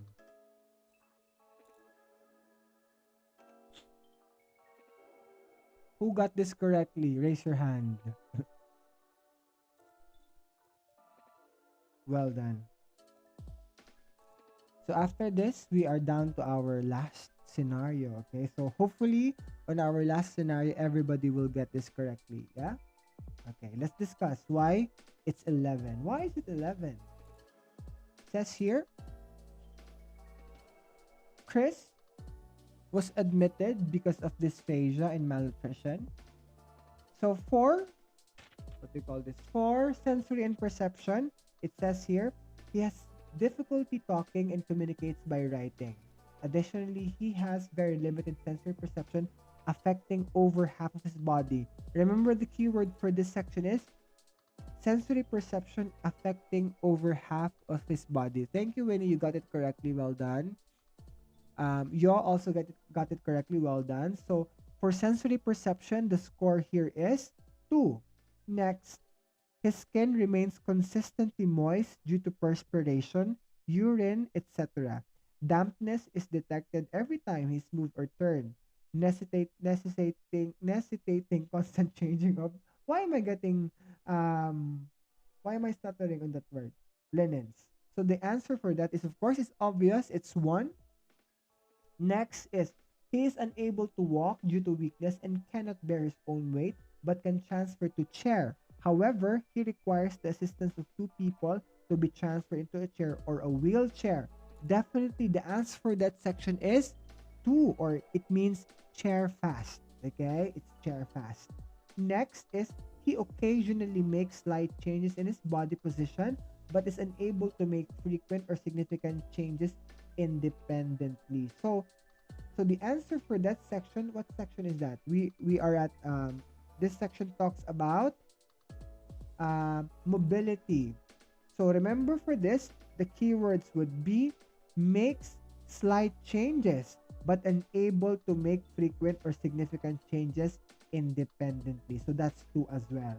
Next, probably some of you got confused at this point for nutrition. It says here he was placed on tube feeding and his body is responding well, meeting most of his nutritional needs. So it means adequate. Yeah, remember there's an or for, on that section. It says on the actual Braden scale rather, or is on tube feeding or TPN regimen, which probably meets most of nutritional needs. So well done for those people who got this correctly. And of course, the last section of this scenario, he requires maximum assistance in moving and handling. All right. So well done for those people who got this correctly. Well done. Okay. Sadly, I remember I promised 100 scenarios. Sadly, this will be our last scenario. Okay, I'm hoping on our final scenario, everyone will get this correctly. Okay, so I hope everyone will get this correctly. Are we ready for the final one before we say good night? And yeah, before we say good night, ready?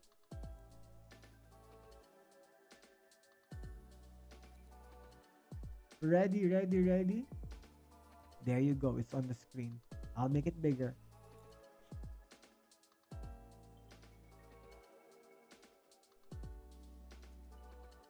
Hang on. I'll make it bigger for you guys. I'm just trying to sort how to make it bigger.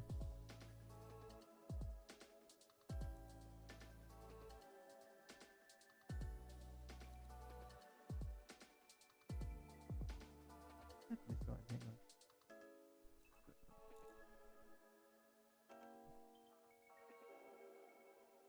Okay, hang on. There you go. Let's make it bigger. I'm just trying to find where the button to make it bigger.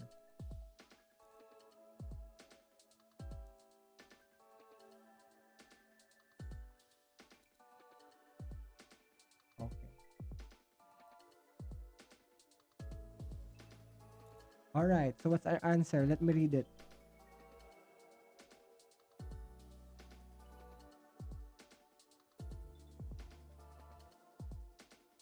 Mary is a 55-year-old female diagnosed with obesity, evident from her latest BMI above 30. Additionally, she has been diagnosed with diabetes and is currently on insulin.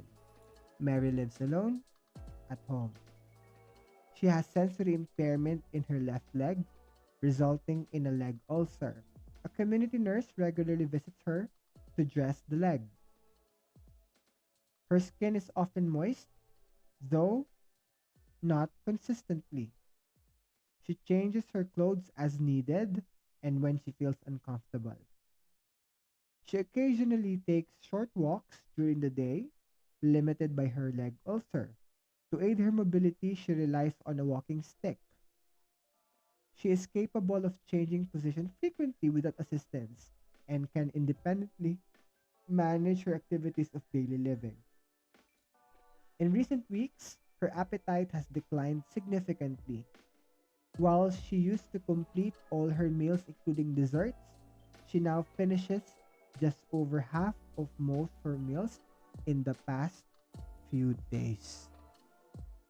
What's our total score?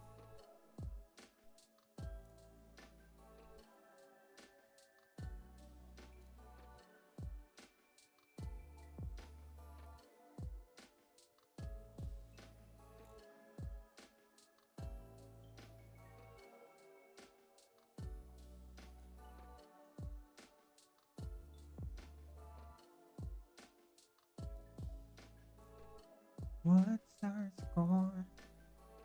while you're answering, I'll just sing.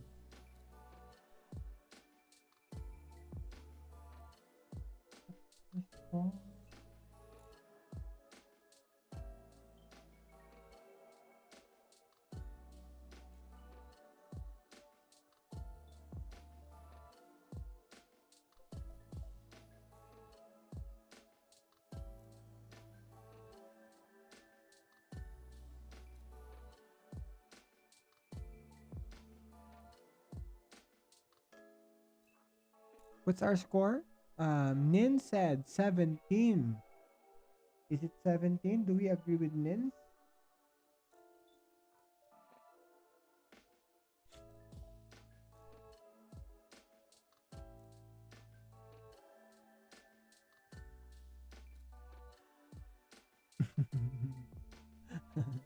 Is it 17? Yeah. Let's see. How about the rest? What's our score?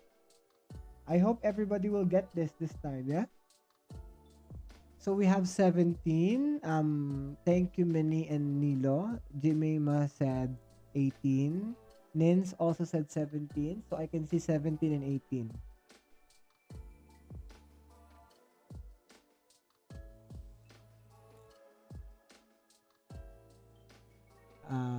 Namrata said 17. Okay, let's see.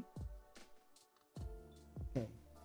We will now show the final answer. I mean, the final score to end our night.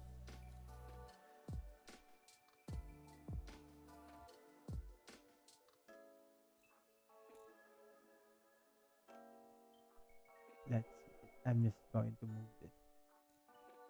All right, are we ready?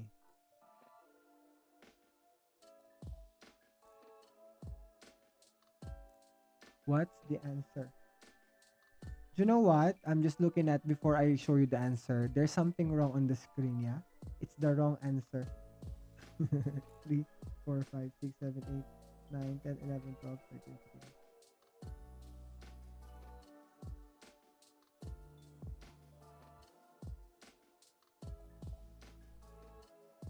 Let's see what's the correct score. I don't know if the one on the screen is correct, but let's see. Ready? Okay. And 3, 2, 1. Some of you answered 17. Some answered 18 and 19. Let's find out.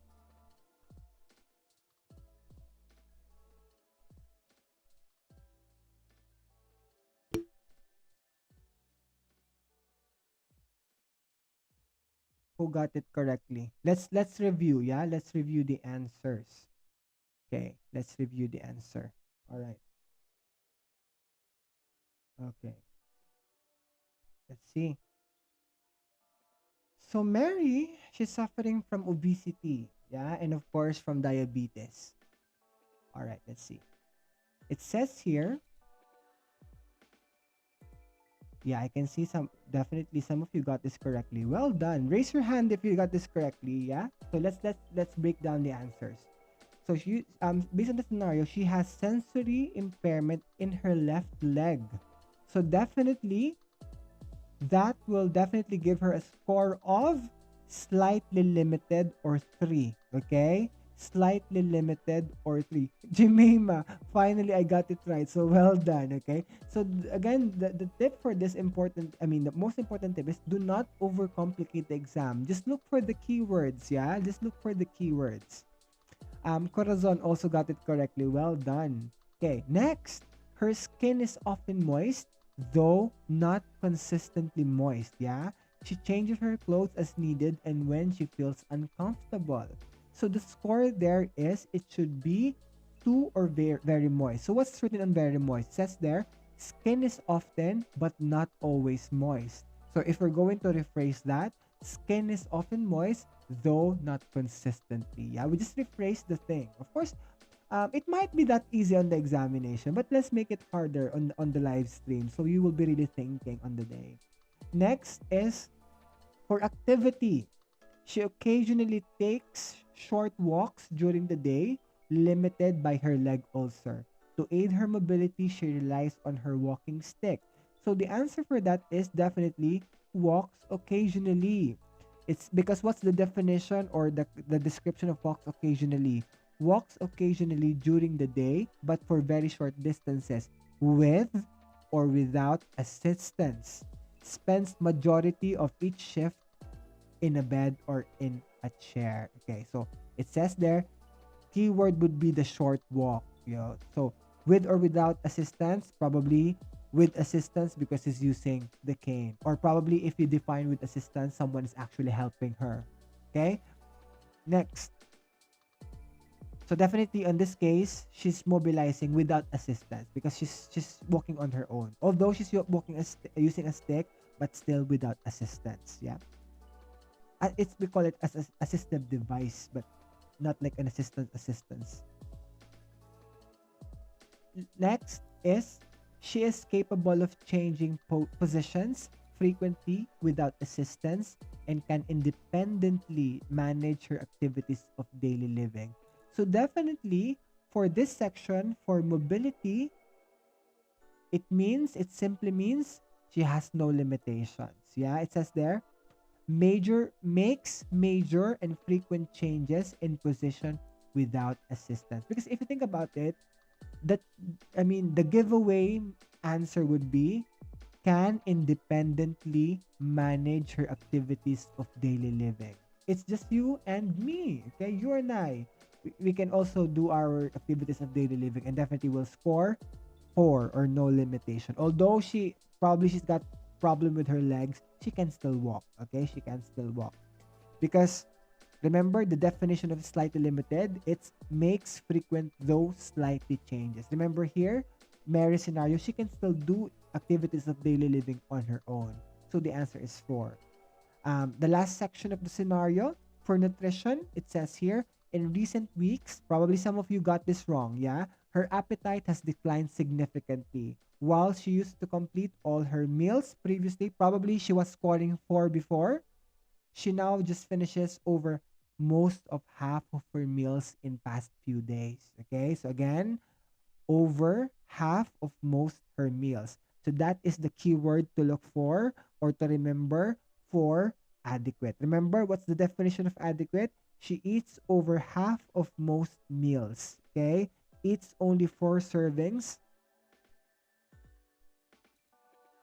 Um, Angelica, if you want to see the old scenario, just of course you can just scroll. Yeah, you can just move the um you can just move the I don't know what you call it. Remember the play button? You can just move it. You can go back to the previous section. Yeah, you can still guys. You can still rewatch this video on my channel. It will still be there. All right. Okay. And of course, what's missing? Emer. Missing part here is friction and shear. It's not deliberately mentioned that she requires assistance, minimum or maximum. But guys, of course, this one is implied. That's why if you can see, I also added no apparent problem on the second to the last statement. Because if you think about it, she moves independently, although with some difficulties, she can still perform her activities of daily living. So it's implied that she has no apparent problem in terms of friction and shear. Okay, so that is implied. Okay, so if you move, so that's correct, Nilo. Yeah, if you move your cursor, you can go back to the previous section of this live stream. Okay, so I hope someone got 4 out of 4. Okay, I know I promised 90, 100, but I know you're tired. We will do another section, probably another round of this Braden next week. Okay, if you like, yeah, if you just like. But again, if you have any suggestions, I hope you enjoyed our live stream this evening. I think this one is a bit long, but so I hope you enjoyed it, guys. Yeah. If you want to do more practice like this next week, we can still continue creating, answering scenarios like this. Um, of course, if you have other suggestions, please do let me know. Yeah, if you have other suggestions, please do let me know in the comment section. But of course, for now, we have to say good night. Oral care, please. Okay, so let's see. So I will be doing a poll again, and of course, please do write your comments or your suggestions on that poll, or of course, please do comment on my YouTube channel. Yeah. So I hope you enjoyed our session this evening. I wish you all the best on your examination, guys. If you pass the examination, please do let us know. We really appreciate you mentioning us. And definitely we appreciate all your feedback. Yeah.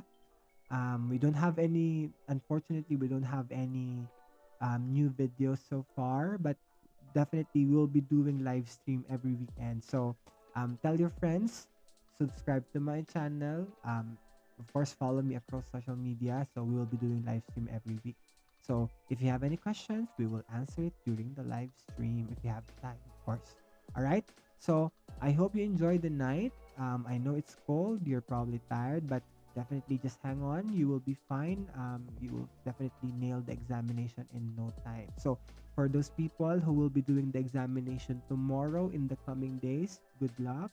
We are all rooting for you. Okay. So just relax. Definitely pray and pray harder. Of course, I know some of you have different. I mean, we have different religions, or probably some of you you don't believe in anything. That's fine. Definitely respect that. Just relax, focus, and believe in yourself. That's the most important thing. Yeah. Believe in yourself. You can do it. Okay. So that ends our night. Good night, everybody. Yeah.